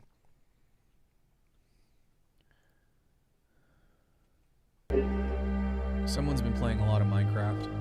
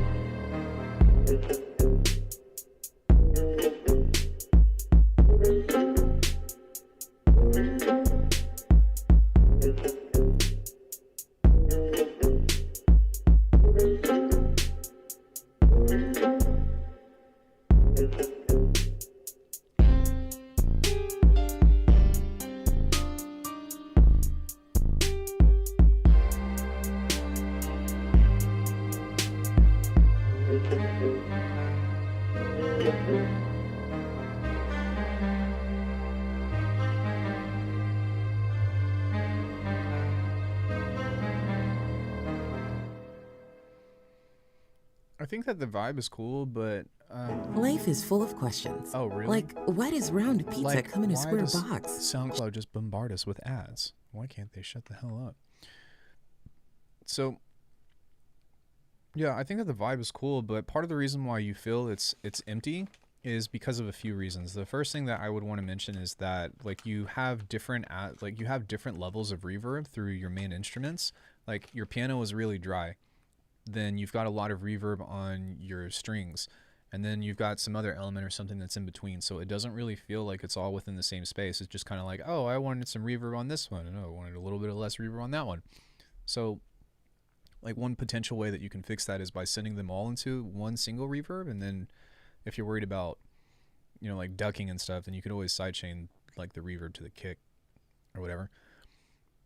But yeah, like it feels like all of your instruments are not in the same space, and that way, like that really pulls away from the cohesion that you're trying to have between them.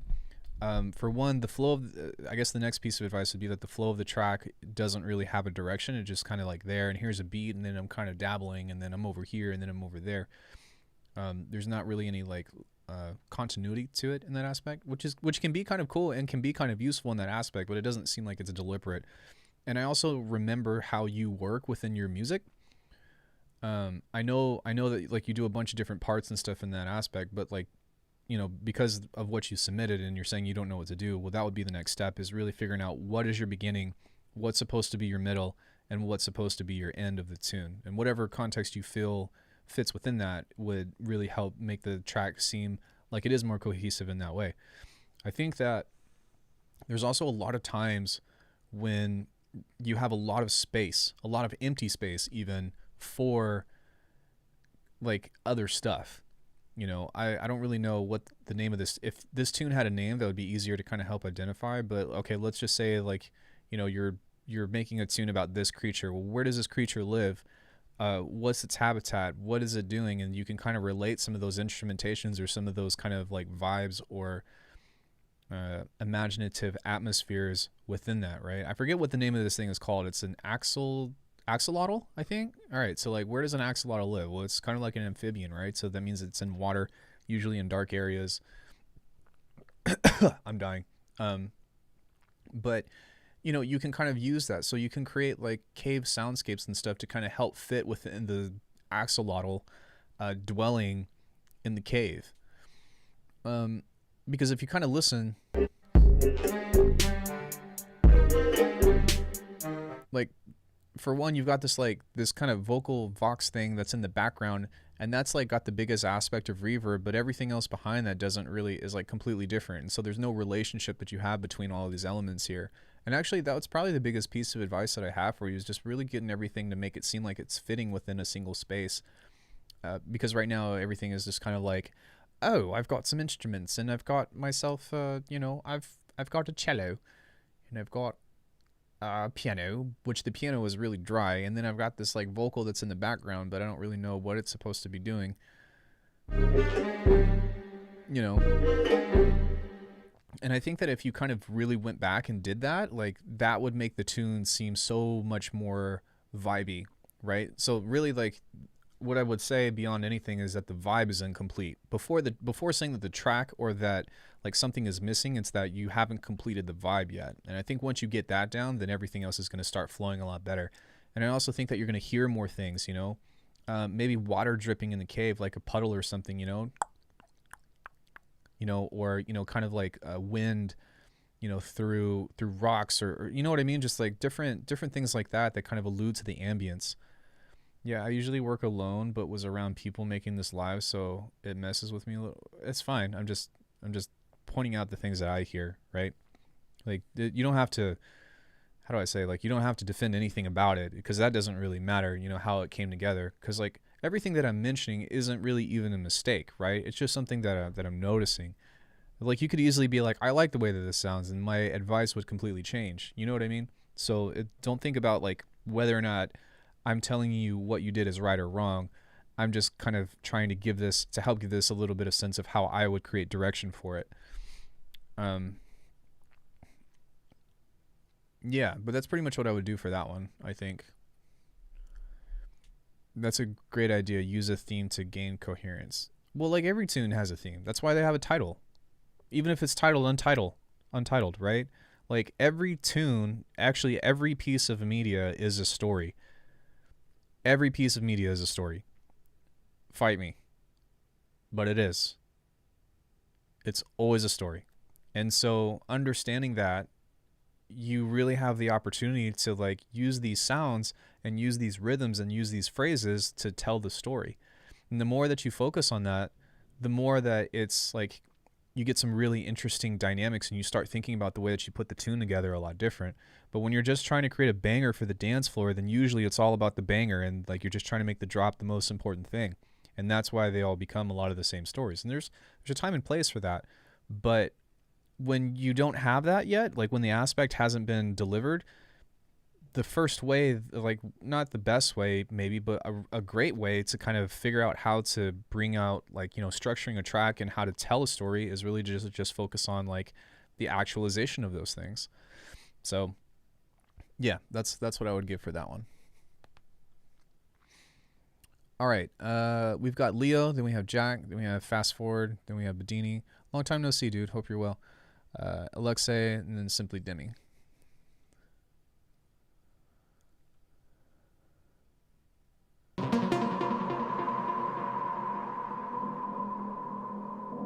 What?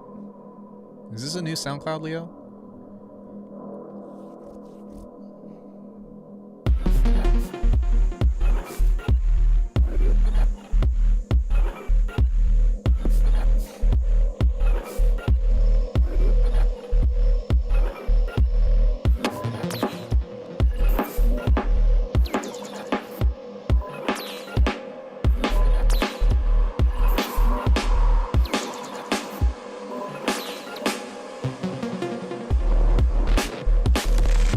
Shared MP3s.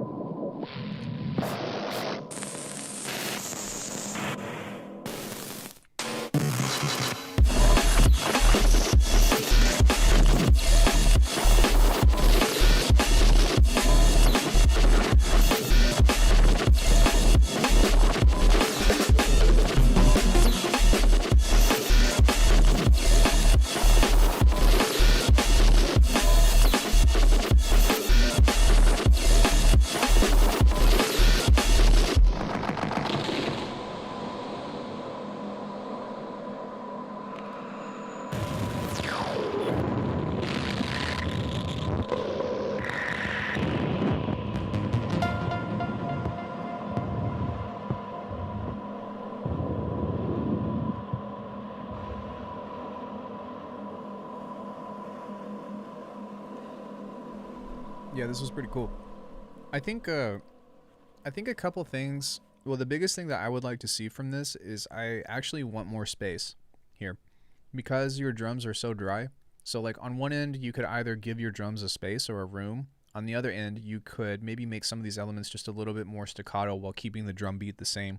But what's happening right now is that I don't think that your drums are strong enough to pit up against the wall of sound that you've created on this. And the abstractness, as cool as it is, it's overpowering the vibe of the drums in general.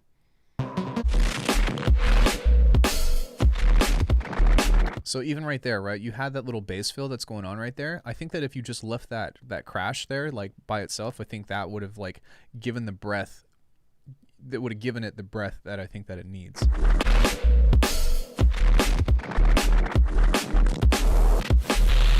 But as of right now, it's a constant, especially because of the sub, it's a constant, like, it's constantly being oppressive in that nature, which I think is a really good thing for the most part. But I do think that like having a couple of chances for the arrangement to breathe in some cases will really take this a long way.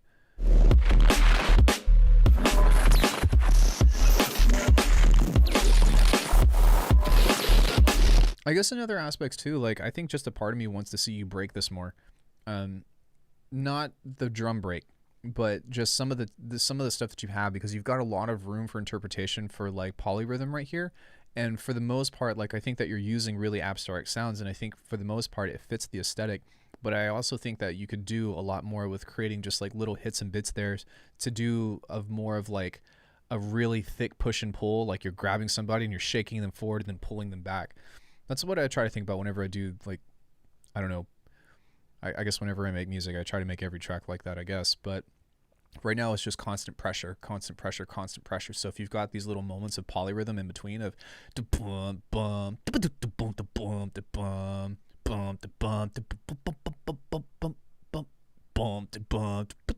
you know, I think that would really make the tune come to life. But other than that, I don't think that it really needs much else in that aspect other than like develop the conversation would probably be the biggest piece. And I think that's something that I can throw at you that is abstract, but I think you know exactly what I'm talking about when I say that.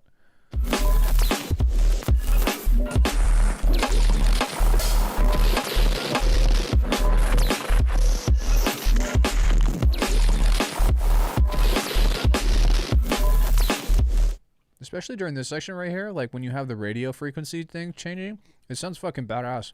But like there's so much that you can do right here.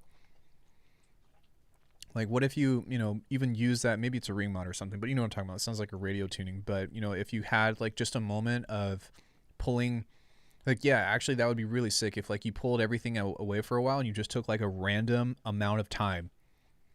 Like not a bar, not 2 bars. I'm talking about like 2.3, 0.5, 0.6 bars, and you try to do it as like someone's adjusting the dial and trying to get it right, and then like it fixes itself and picks the beat back up.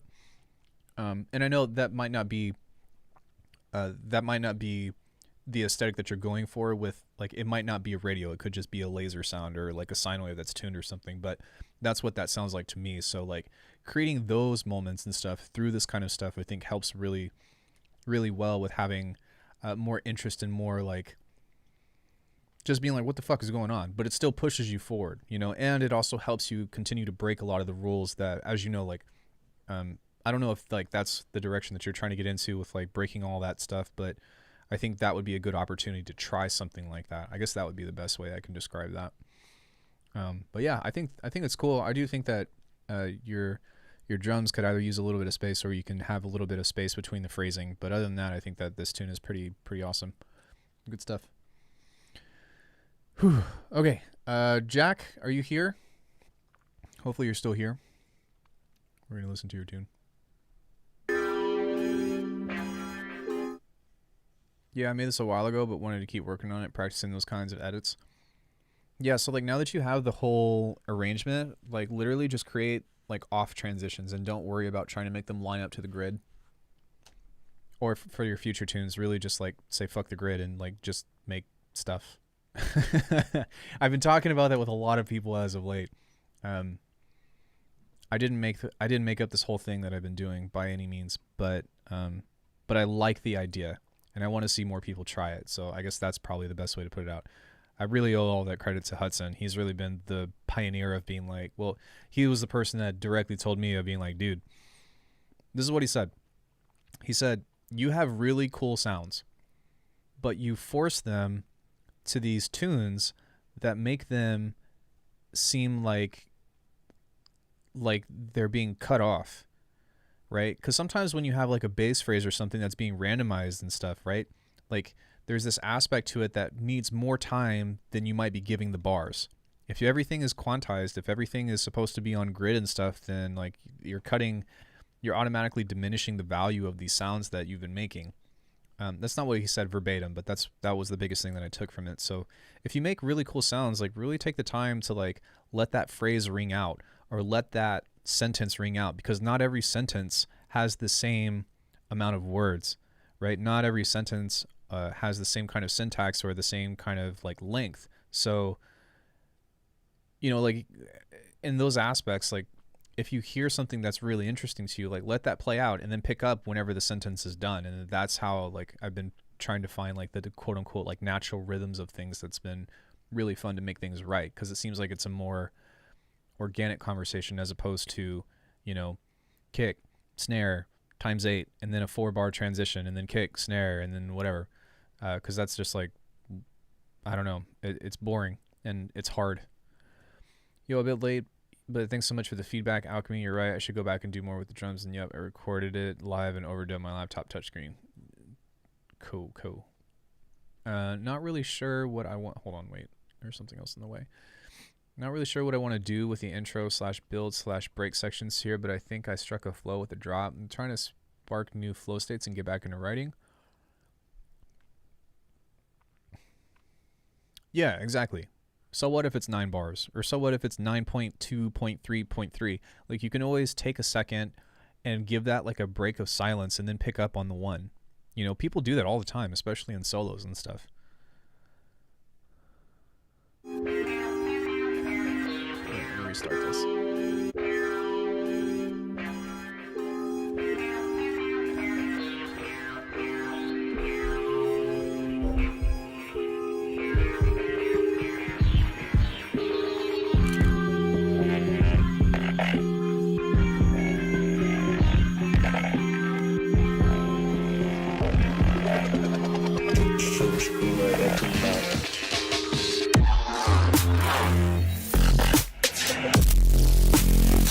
Fucking Christ, dude. Holy shit. That is not where I thought this was going.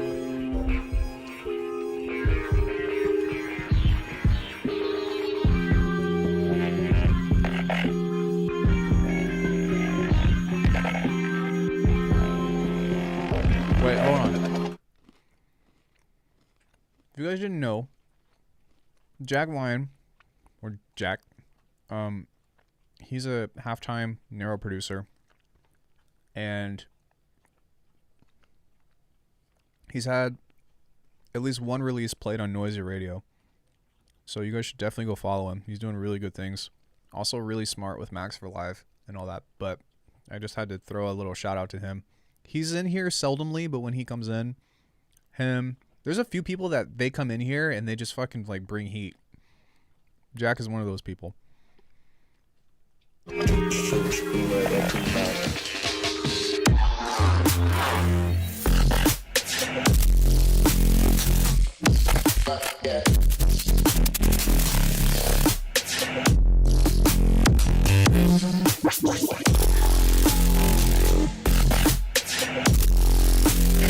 That fucking bass.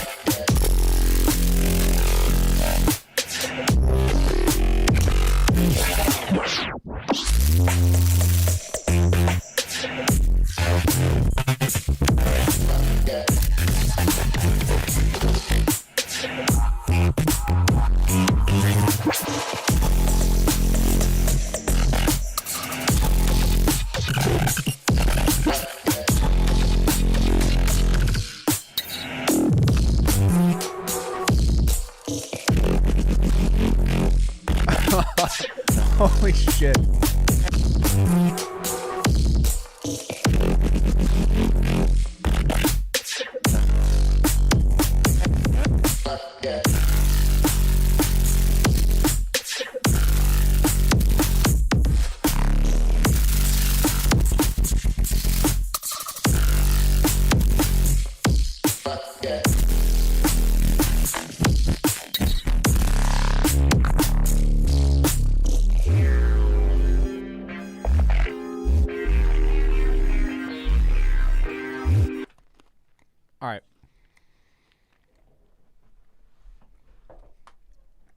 This is going to be one of those instances where I feel like for the most part less is more.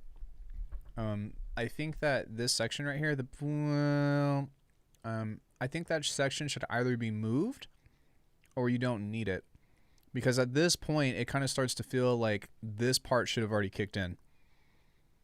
I think that if this only had one kick of like having this be like having this come in and then like letting the music place come out, and then you use this as a build of just like boop boop boop boop boop boop boop boop doop doop, right? Like the timer is coming in and then you've got that kind of like downward thing coming in. I think that would be a great segue to getting back into like maybe another section if that's what you want to do. But yeah, and then from there, like you've got so many things right here that I think that you could just build an entire idea out of. Like,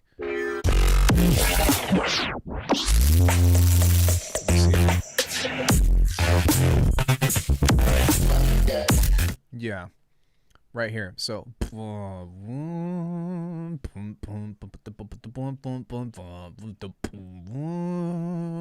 boop.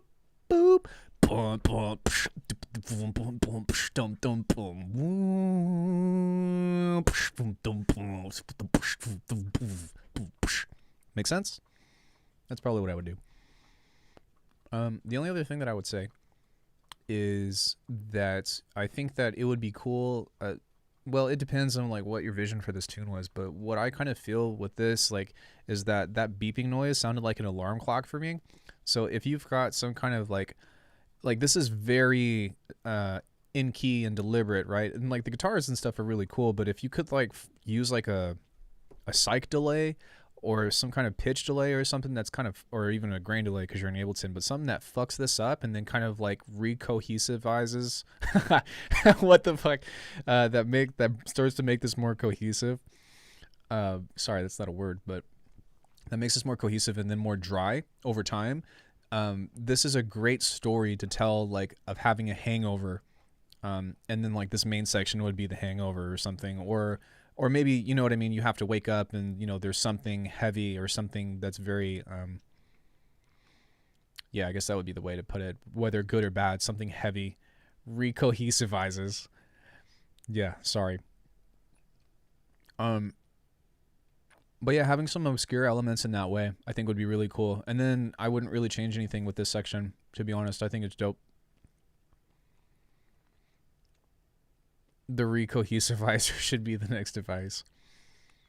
It just takes your tune and fucks it up, but rhythmically, and some, I don't know, something along that line. But yeah, I think that by repurposing this section into like a bridge, I think that would be a really good idea. And then like worst case scenario, you've already kind of set yourself up to bring this back in. I would just put this part right here, and then if you don't know what to do, then duplicate and maybe small variate. Recohesivization, yes. Adhesive, I think adhesive is like taking two things and gluing them together. I don't know if that would work either. Whatever I said, clearly is made up. I don't know where that came from. But yeah, I think other than that, dude, you got a fucking banger. Like, one thing that I love about your music that I am lacking is the thickness. Is the thickness. You make your tunes are so fucking chunky. Listen to this for a hot second. Oh my god, dude. Can you teach me how to do that? Neuroepoxy? Something like that. Question? Sure, what you got? Anyways, man, yeah, really sick tune though. I think that like you just need to do a little bit of reorganization and then like just try to fulfill your intro a little bit more and you've already got a tune. I think I have trouble seeing the big picture on these tracks initially. You have a great gift for seeing the potential in anything. Thanks. I appreciate that. I think like, well, I mean, that's always what we look for, right? I mean, to be honest, like the number one thing that I look for is the title. And then the second thing that I look for is what happens in the intro and then what happens in the main section, because the main section, at least for bass music, is always the main idea of the tune, right? So like once you kind of have that, like that's then you're golden. Once you have the main idea of the tune, you need a way, like, and I've been saying this to a lot of people, but this is like my philosophy on music these days. Let's just say, like, this is my philosophy on bass music, okay? Give me just 1 second, Merzia, and I'll bring that back up. But tunes don't need to be a specific length. Radio edits are typically 3 minutes and 30 seconds. But I think that people are falling into this idea that they, and not you, Jack, but a lot of people just in general. So that's who this advice is geared towards. But you don't need to make a fucking 5-minute tune. In fact, you should not make a 5-minute tune, unless if like the 5-minute tune is going to be super duper well put together and have amazing transitions and be amazingly narrated and stuff. I would advise not doing it. And here's why.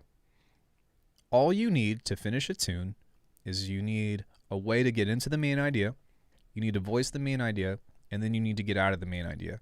But when you spend a lot of time trying to, you know, do this super long thing where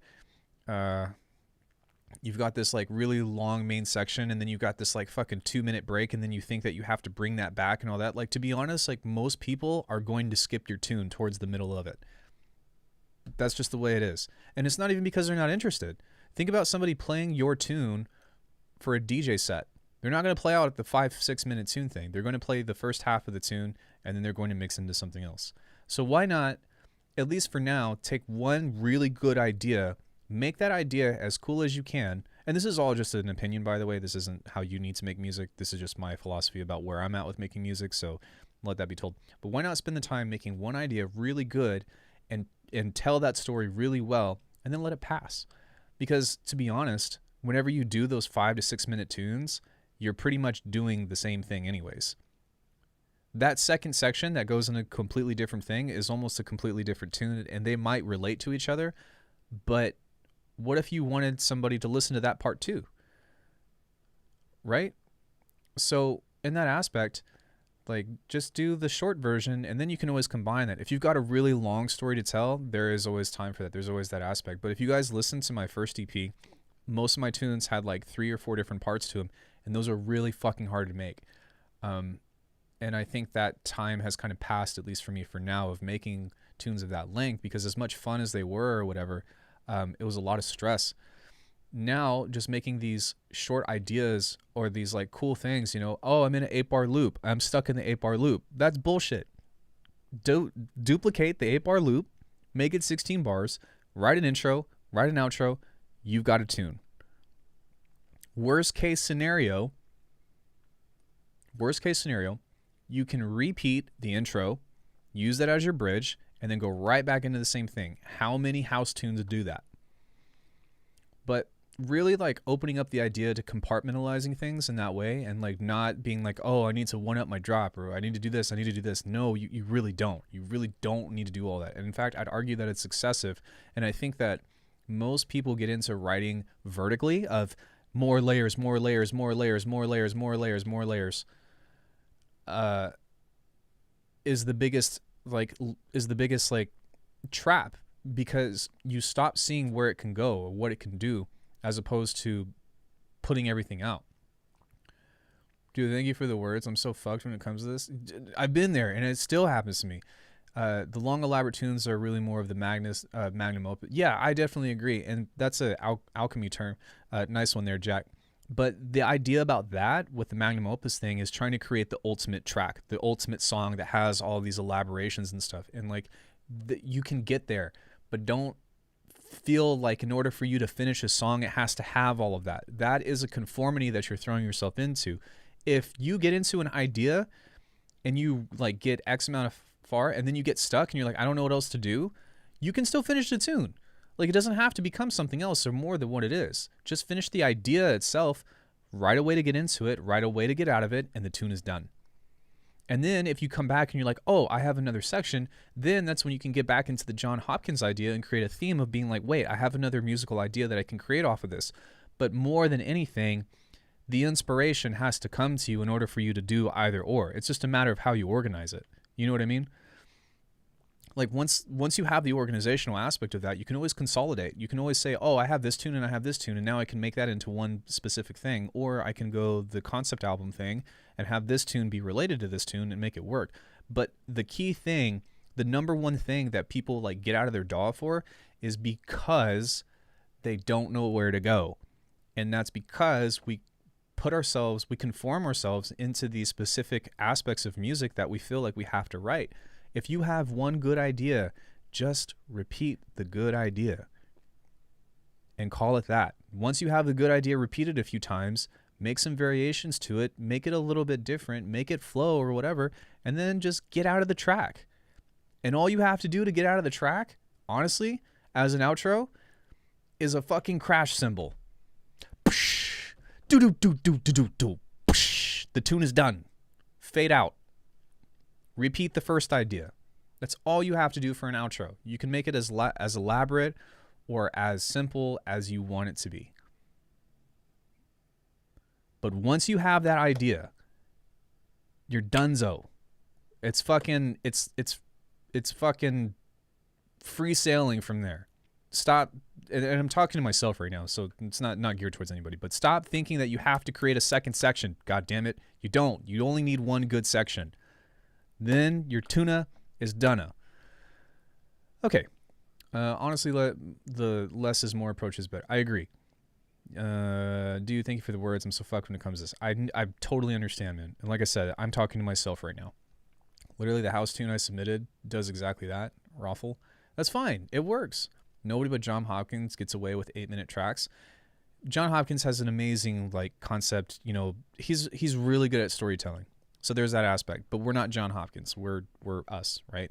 When I write long experimental tunes, it usually happens naturally due to being in flow rather than deliberately trying to sound advance. Exactly, right? Like if it happens naturally and you find yourself writing more content, that's a natural occurrence. But I'm talking about like specifically when you write a piece and then you're like, I don't know what else to do. That's the kind of thing that's like, you know what I mean? Like that's the kind of thing that we're kind of trying to tackle. If it flows, and ride the flow, of course. Like that, there always has to be room for that. There always has to be an exception with art. But if you want to finish more music, simplify. That is the fucking thing. If you want to finish more music, simplify. Accurate. Sage advisement. If you have a good idea, repeat the good idea. Bang. Outro. Yeah, exactly. Okay. So in regards to this, Jack, obviously, I really like your music, and I don't know how we got into this conversation, but that is my philosophy towards the subject. You are more than welcome to do whatever the fuck you want, but that's just where I've been at with writing really abstract stuff. Is for me, it's always just been storytelling now. That's like really where I'm at with music. My intro is connecting the intro to the main bit. I'll write the main bit first, and I can't come up with a suitable intro. Just take an element that's in the main section and use that as something to okay, I do like that acronym, but I say keep it super simple as opposed to keep it simple stupid, because that implies that, especially like depending on like who gives it to you, right? But I think keep it super simple is a more positive way to elaborate on the KISS acronym. So yeah, if you've got a main section, just take a bit from the main section that's really cool, right? Like you can even just do like one simple phrase and then like elongate that out of reverb and then just use a really long riser to get into the tune. Texas, we say it the other way. No, it's totally fine. Hey Zesty, it's been a while. Oh, it's been so long since I've had time to watch your streams. Glad you're here. Yeah, we were just talking about like how to get over beat block and stuff. I've got videos on this, guys. I've got videos on all this shit. It's all there. So if you want to look back and check back on those things, just look at the production videos, and it's like how to get out of beat block, how to approach writing music, how to all that stuff. So yeah, let's move on. Jack, sick tune. It's fucking thick. THICC.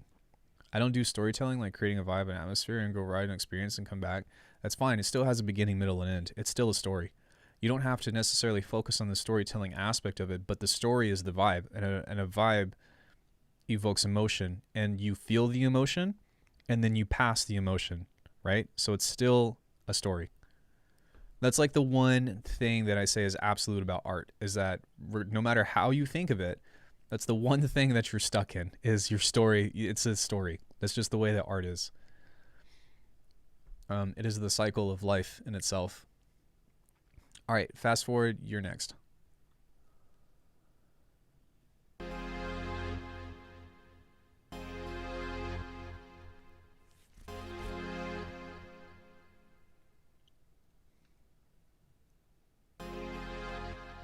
How am I not following these people?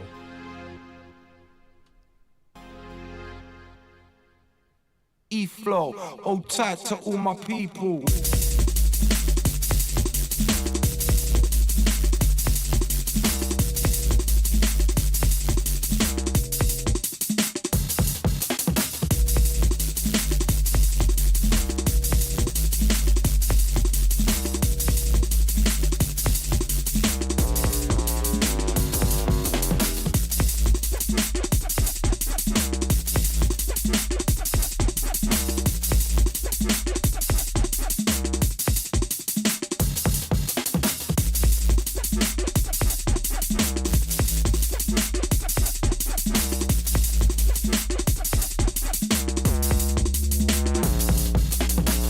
Okay, so this isn't a this is a great example of what I was just talking about.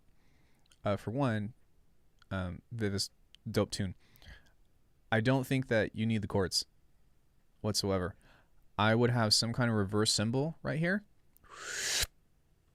Flow, hold tight to all my people. And then just go into the tune. That's all you need. And if you do want to make it more, if you do want to make your intro longer, you know, then what I would do is take that same vox of people something something, right, and just have some kind of downshifter or some kind of crash or some kind of impact. Have an eighth note of a hat of tss, tss, tss, tss, big riser. Have a kick, people something something. Go right into the tune, and then boom, like that. You've already got yourself an intro. Other than that, this is really cool though. I think that the only thing that I would maybe consider is just doing like.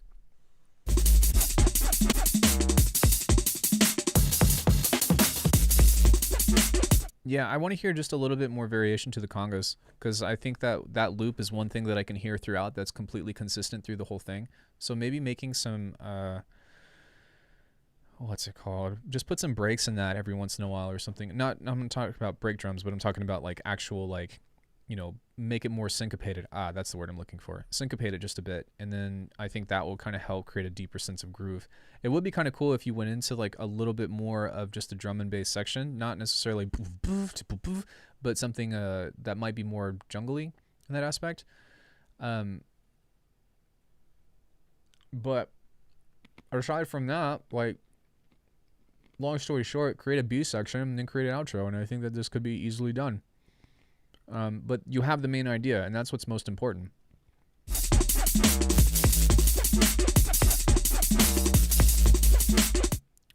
Yeah.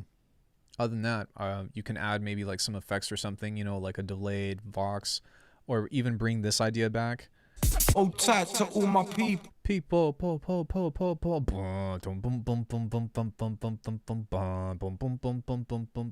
people. You know, something like that. But other than that, I think that you don't really have to do a whole lot to this tune. It sounds good. Sorry I don't have much else. I don't think that it needs much else, to be honest. Don't know.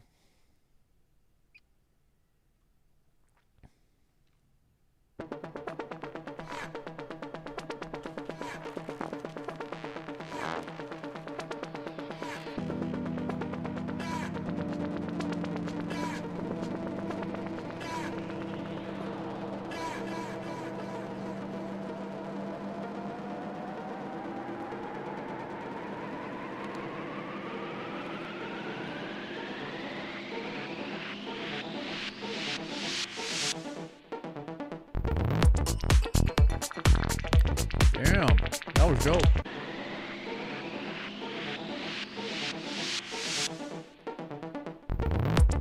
Hold on, that's not me, that's him. That's Bedini, that's not me.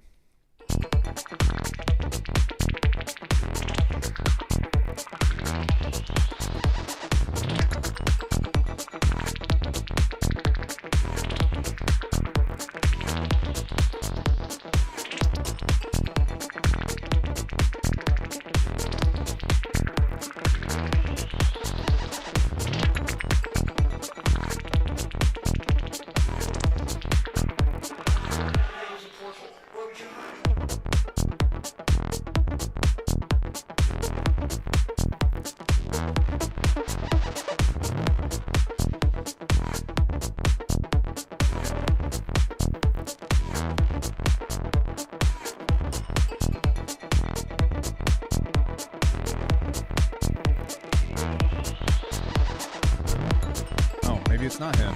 I thought that was him. It's definitely not me. I know that I have a hat and long hair, but that doesn't look like her.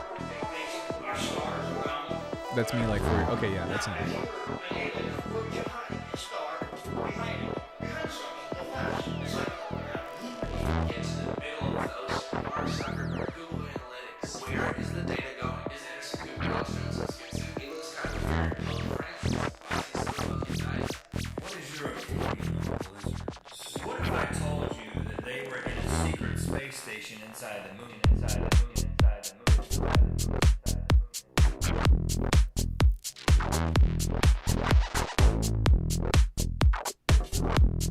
This tune has a really good flow.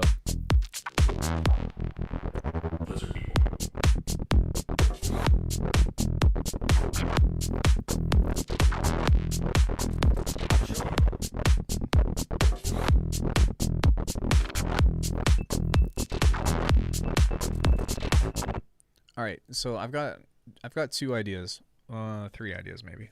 All right, so the first one is that at some point in this tune, I really want you to take away that hi-hat and just focus on the kick and the bass. I think that right here or right here would be a great place to do it, preferably right here, because I think that like if you listen to this part right here, this would be really sick to just have the kick with that boop-a-doop, doop-a-doop, boop-a-doop, doop-a-doop. Just with just the kick and the bass. I think that would be really fucking hard hitting right there.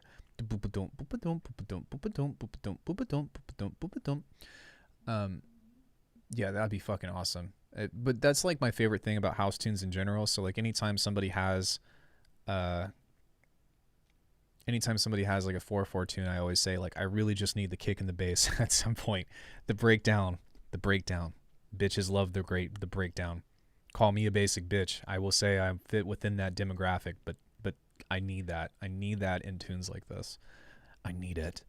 I need you. Okay.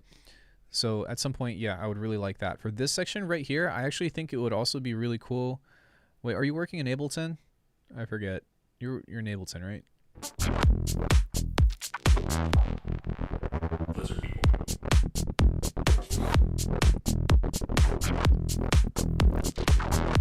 Yeah, I actually want to hear a 16 rhythm of.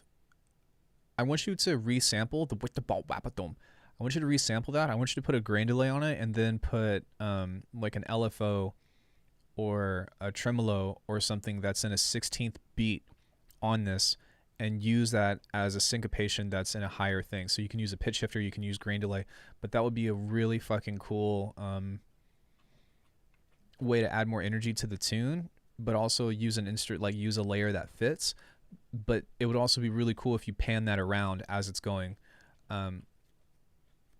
There's a tune. I'm trying to think about what it is. If I remember, I'll tell you, but I can't remember what it is right now. But and anyway, I think that it would actually create like a really cool like mechanical interest sound to you. If it's what I'm thinking that you would do to pull off, like just resample that doop doop doop like pitching thing, put a short delay on it, and then use another grain delay, and then chop it into 16 bits and use that as a percussive line, and I think that will make this section fucking be super awesome.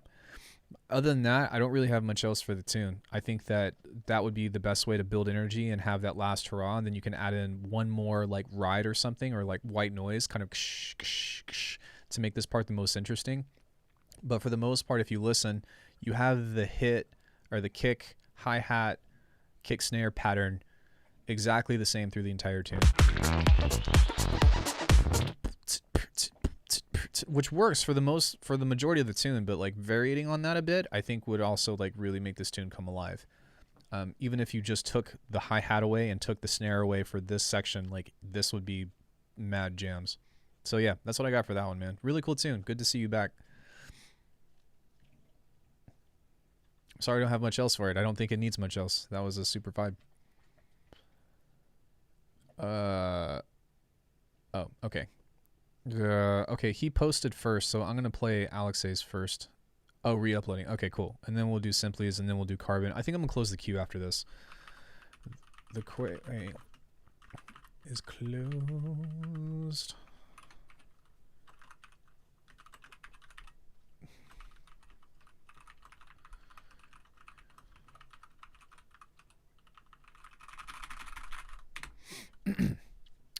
clearly accurate typing. Okay, where are we at here?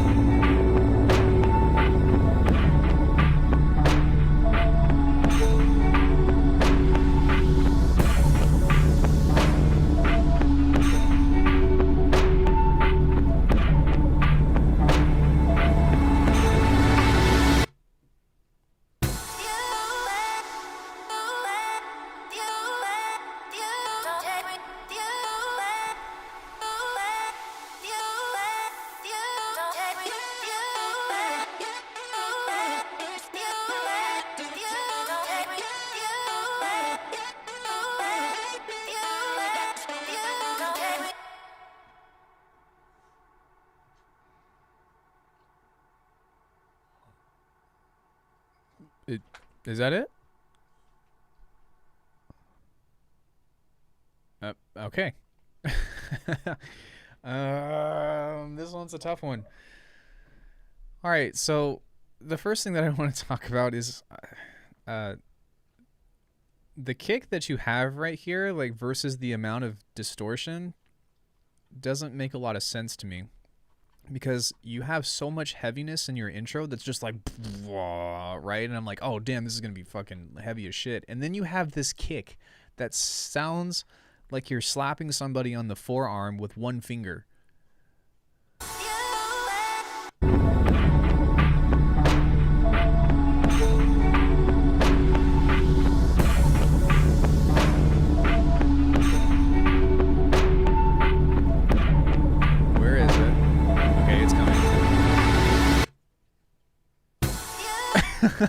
What was that?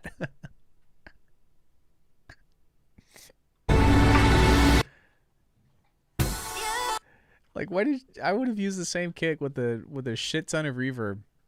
That same this same trip hop like that's fucking awesome. But then like you replace it with this kick that totally changes the vibe to that. I would have okay, hold on. For that particular moment right there, take the same kick, make a new track out of it, and like put like 100% reverb, and that will give you an impact. But that little impact thing that you have right there, like I was thinking D and B. Okay. Okay, well, don't use that kick. I'll say that much, because that gave the press that gave the illusion that you were gonna go into something like super minimal with it. All right, so in this stage of the creation that you have an intro written out, but you don't have like a main idea about what you want to go into. For just a minute, I would pull the vocal away. Even if it's really important, like you can always bring it back. And I'm not saying get rid of it, but I'm saying like pull it away, turn it off while you write the next section. And what I would do is I would introduce the hats. I would introduce the rhythmic portions to what it is that you want to introduce before you get into that vocal. And you need to have a bigger impact of like what's getting ready to happen, because you have this huge buildup, right? That's like, oh, some shit's getting ready to crack. And then you have this wet noodle kick.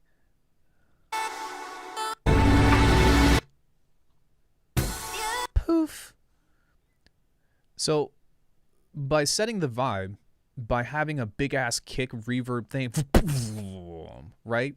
That will say like some shit's getting ready to happen, and it's going to be really interesting, and you want to pay attention to it. But when you have an element like that, it was just kind of like the big exponential, like, oh yeah, this is going to be dope, and then a commercial comes on or something. And I'm talking about more of like an arrangement aspect of it. And I'm sorry that I'm making funnies out of this. Like I hope that you don't feel like I'm dissing your music at all or anything, because that's not the direction that I was trying to go for. And I'm not trying to like put you down, but I'm saying that for this moment, that moment was so important so if you want to keep the intro the way it is, like that moment is so vital, and it's an easy fix. Just use a bigger impact. Then what I would do is introduce hats, or introduce the percussive aspect of that. And then you can slowly start to introduce that vocal about what you want to go into. And then what I would do is, as everything is starting to build up, you want to introduce like if you're, it depends on what kind of drum and bass you're gonna go to. You know what I mean? Like, it's hard to say like what you should do because like I still don't have an idea about like what kind of vibe you want to set for the tune. If you're gonna go for stuff that's more focused on, if you're gonna focus on like, are you gonna do liquid drum and bass? Are you gonna do something that's more melodic? Are you gonna do something that's more heavy?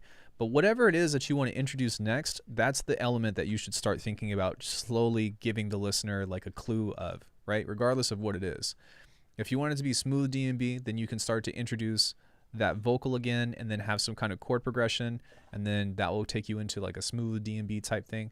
But from the looks of like how this started out, it seemed like it was going to be like really fucking heavy, of like there's some shit that's going to pop, and then it goes into this like completely different vibe, which is memes, but like you could use that to your advantage, I guess.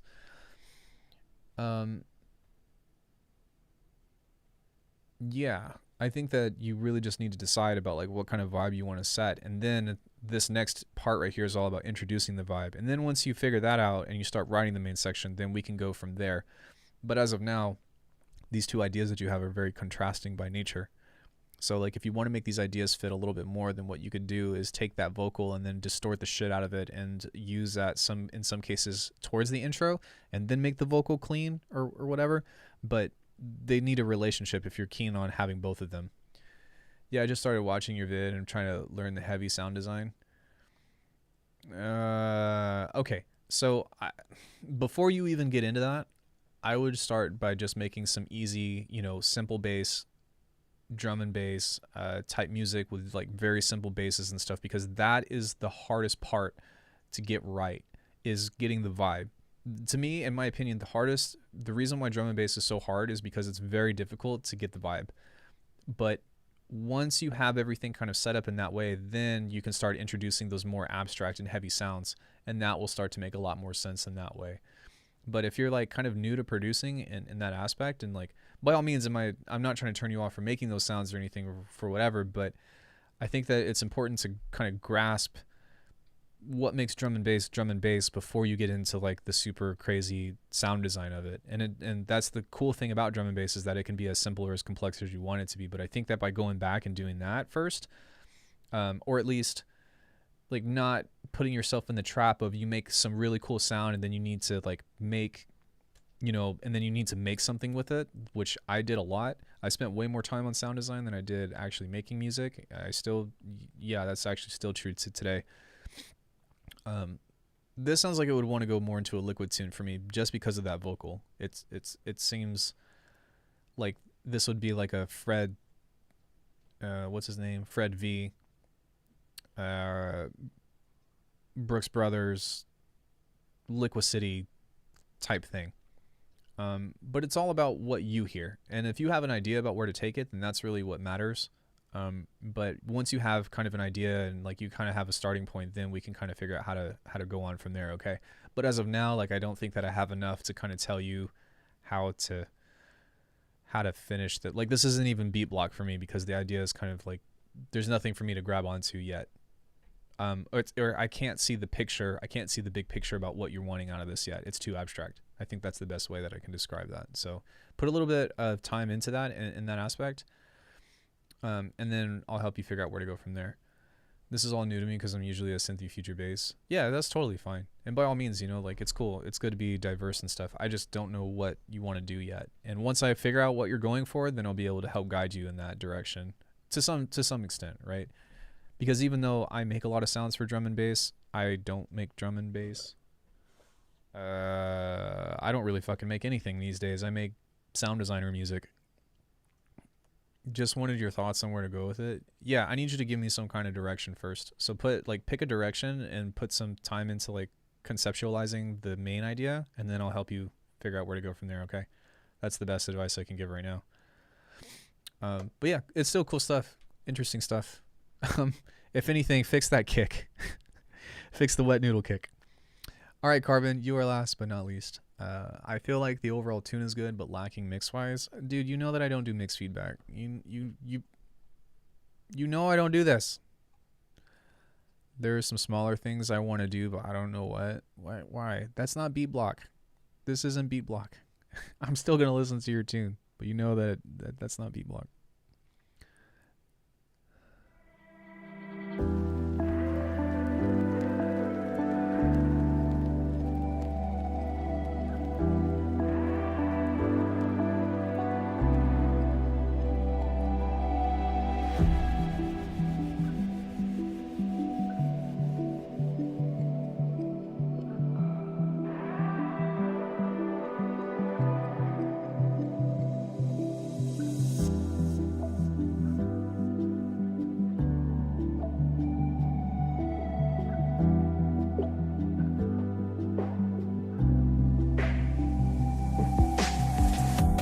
I skipped someone?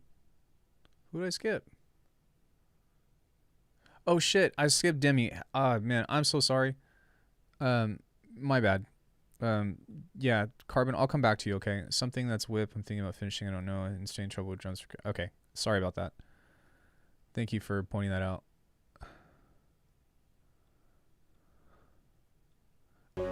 If I ever skip you, I don't do it on purpose, okay? So just point it out. My brain is fried. I've been doing feedback for like 3 hours. Sorry, Yummy.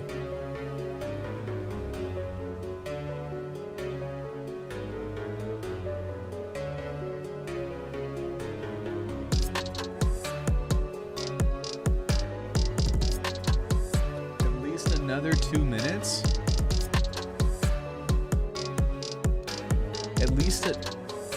At least another 2 minutes?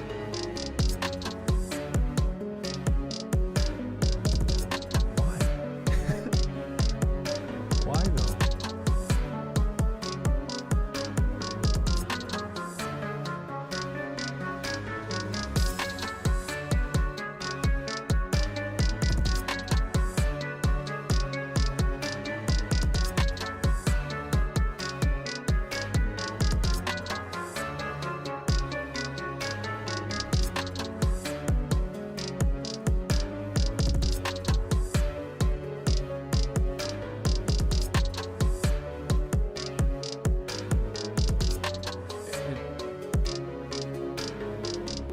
It sounds like you need a snare or a clap or something, because that's all kick.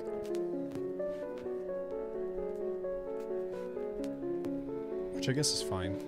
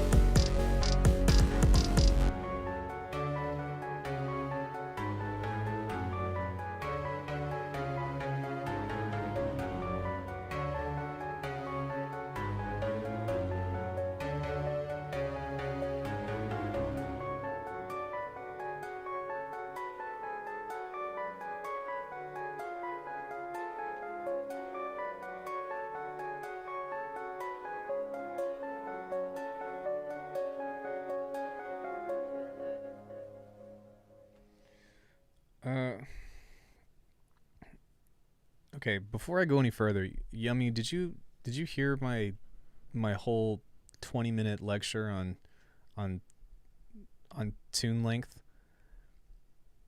And about how long I think tunes should be in XYZ. It doesn't matter, but that's always a good thing to go back in case if you missed it. I don't think that this tune needs another 2 minutes if you don't know what to do. because there's a lot of stuff that I think that could be refined within the 3 minutes that you've already written. But that's also like just my opinion, yeah. So like take it for what you will. But in essence, like I think what's happening is like your tune is super mid heavy. I was working on video editing. I didn't. Okay, yeah, I would scroll back. But basically, I was saying that like the need to make 5-minute tunes, especially if you don't know where to go, is a big trap that you, no pun intended, that you shouldn't try to fall into. I think that you have a beginning, a middle, and an end of your tune, and I think that just going back and focusing on building the aspect of that would be more beneficial. Unless if you hear something else, if you hear something else of where like you have an idea about where you want to go with it. That would make sense, but for the most part, like hardly any DJ or whatever will play out a 5-minute tune. It's just, I'm just giving you my opinion, but my opinion is that anything longer than like 3.5 minutes is usually excessive. 3 minutes is perfect. I think so too. So with that, like take that as a breath of fresh air though, and saying that you don't have to. Now, if you're still hell-bent on like, nah, man, it's got to be 5 minutes, like that's totally fine too, in which case I will give you the advice on which you requested. In that aspect, I think that if you actually went into an actual dedicated section of having a kick snare pattern and simplifying, of not having all those elements play together, but if it actually had like an 808 snare or rim or something, then that would be an easy section to kind of bring this back in. But that same advice that I have is something that you could easily replace a part right here with or something to make the tune just as, if not more interesting. So instead of having this be this many bars of the same thing, you could easily add add a snare to this pattern, or change the kick pattern and make this even more dynamic and more interesting in that right. So for me, it's more about how do you make like one idea more interesting as opposed to how many small ideas can you fit within the tune that leaves it overall bland. Is there a science to choosing drums? Yes, but it's not the science that you're thinking of. The science is like your drum preference or aesthetic that you think fits best within the tune. And now, like, there's something to be said for what you did, because like you might have a snare in here that I can't hear that might be masked behind like a hat or something. But I think that like there is a cool aesthetic to you not really having, a snare or something in general. But what I would say is that I would vary the drum loop just a little bit and simplify it, because right now it's bum bum bum bum dum dum dum, like it's a little bit excessive in that aspect. And you can also bring up your other percussion to help fill in the space that a snare would normally be, if like you don't want to have that. But within trap music, typically like there might be one section to where it doesn't have a kick, but usually at some point, like when that snare comes in, that's when people really start headbanging. That's when people are like, oh yeah, you know what I mean? So like it could be, doom, doom, doom, doom, da da doom, doom, doom. And then in this section right here, then that's when you go into like the boom,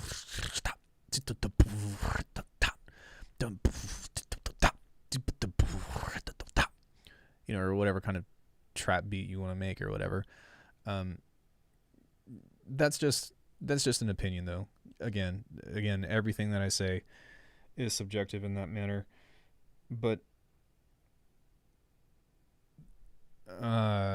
deciding what vibe you're trying to create is more important than agonizing over drum sounds. Like having a specific vibe will inform your drum sound choice. Yeah, and then like there's also like the idea a lot of people choose their drums.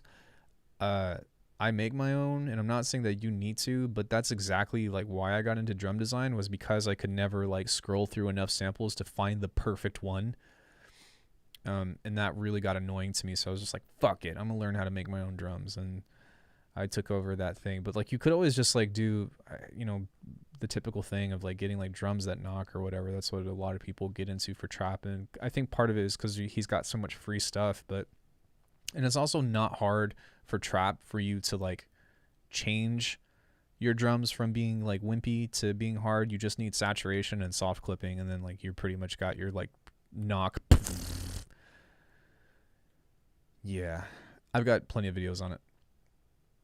I find drum design very difficult, but it's still fun. I've got tons of videos on drum design. Just go look at my videos on my channel.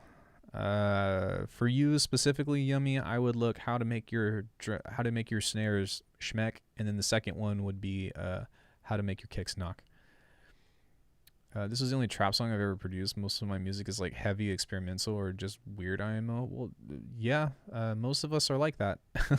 Just make stuff you like. Everyone's creative and no one is more creative than you. That's not really how creativity works. Yeah, and it's a matter of like whether you like it or not at the end of the day. Excuse me. But I think that for this track in particular, I think that if you don't have so many elements playing at once, that would definitely help.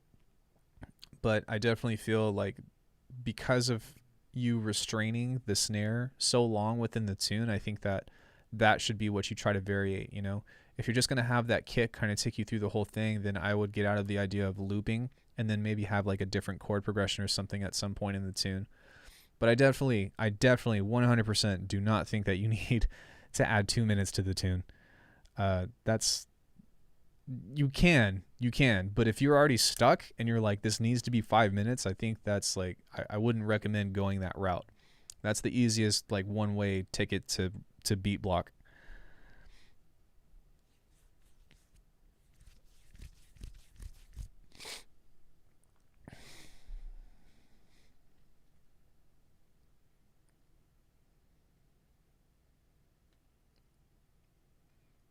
So yeah, hopefully that will give you some perspective to play with, though. You know, there's a lot of ideas to kind of do, and I think that you've already got plenty of content. It's just a matter of kind of mixing that up and refining the vibe that you're trying to create. And then once you have that, then everything else becomes cake.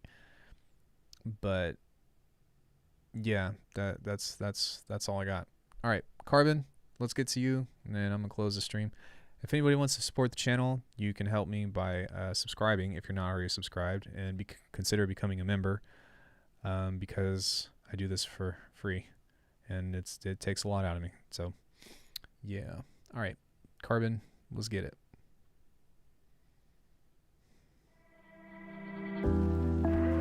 Okay, this is getting on my nerves. Here we go.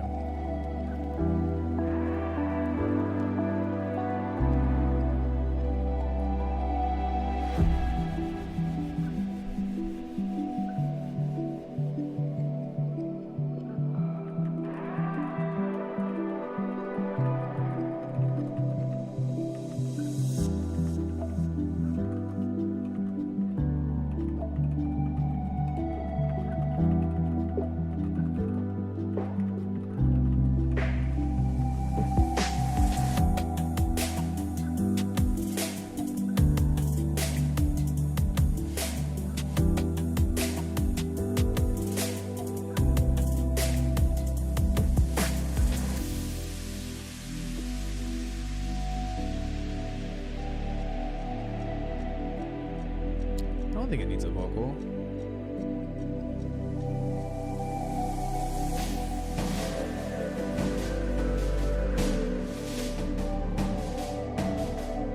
I would like to hear that arpeggiator come up more, though, that chord. Dun, dun, dun, dun, dun, dun. I want to hear that more.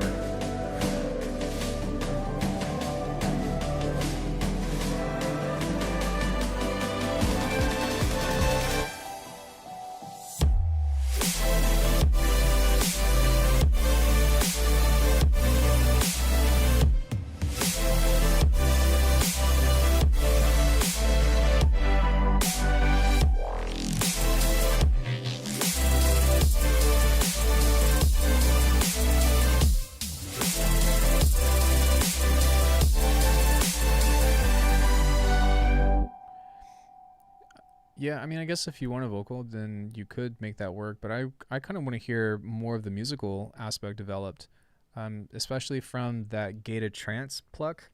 I think that could serve as a great replacement towards that.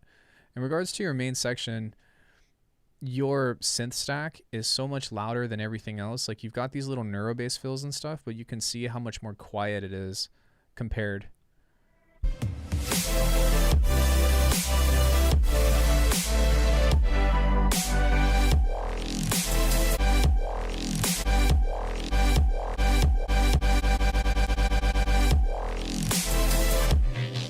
Yeah, so that stuff right there, I don't think that you need that second fill. I would just let it play, and then maybe on the second go, then have something like that. It's great bed for a vocal to sit in.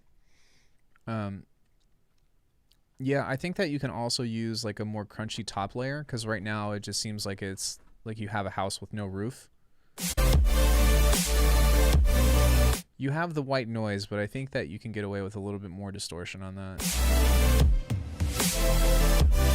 Because it feels like it needs the fuzz to kind of like make the entire ice cream sandwich feel complete. I know I'm using different analogies now, but aside from that aspect,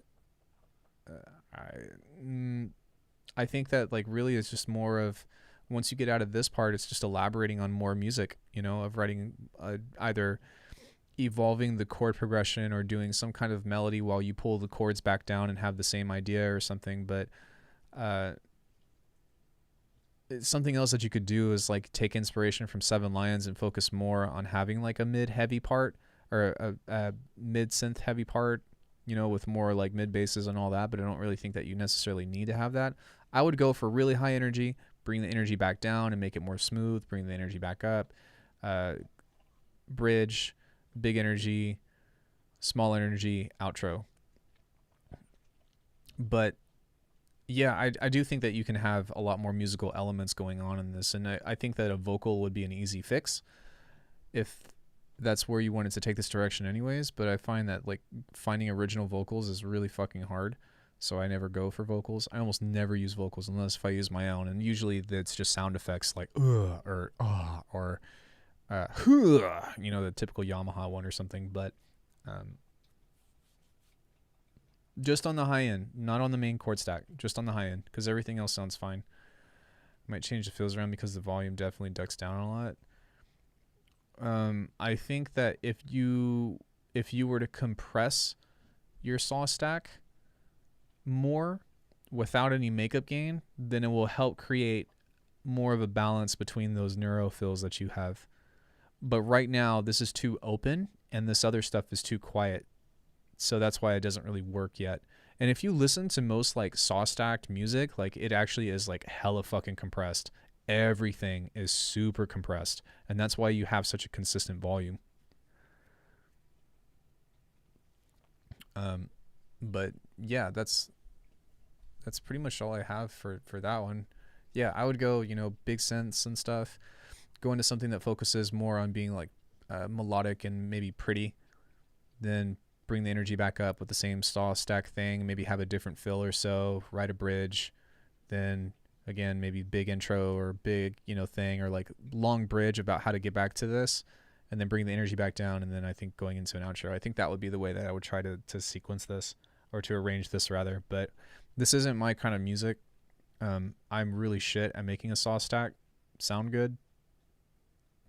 I've tried for years and have been unsuccessful. So I'll have to leave that at your leisure, but I can at least like in theory point out about how to like how I think or how I would try to fix it. But ultimately, like that's not my element. So yeah, I think that's it. Yeah, I think that's everybody. Does anybody have any final questions about anything?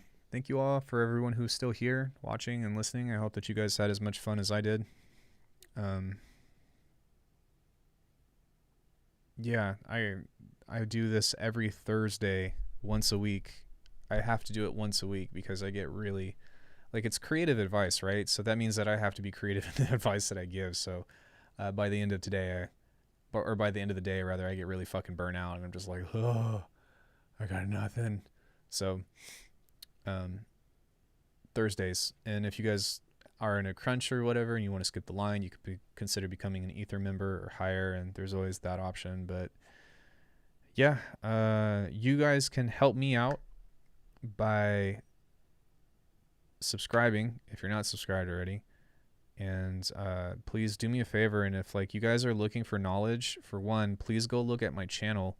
2, please like the videos that you watch even if you don't watch it all.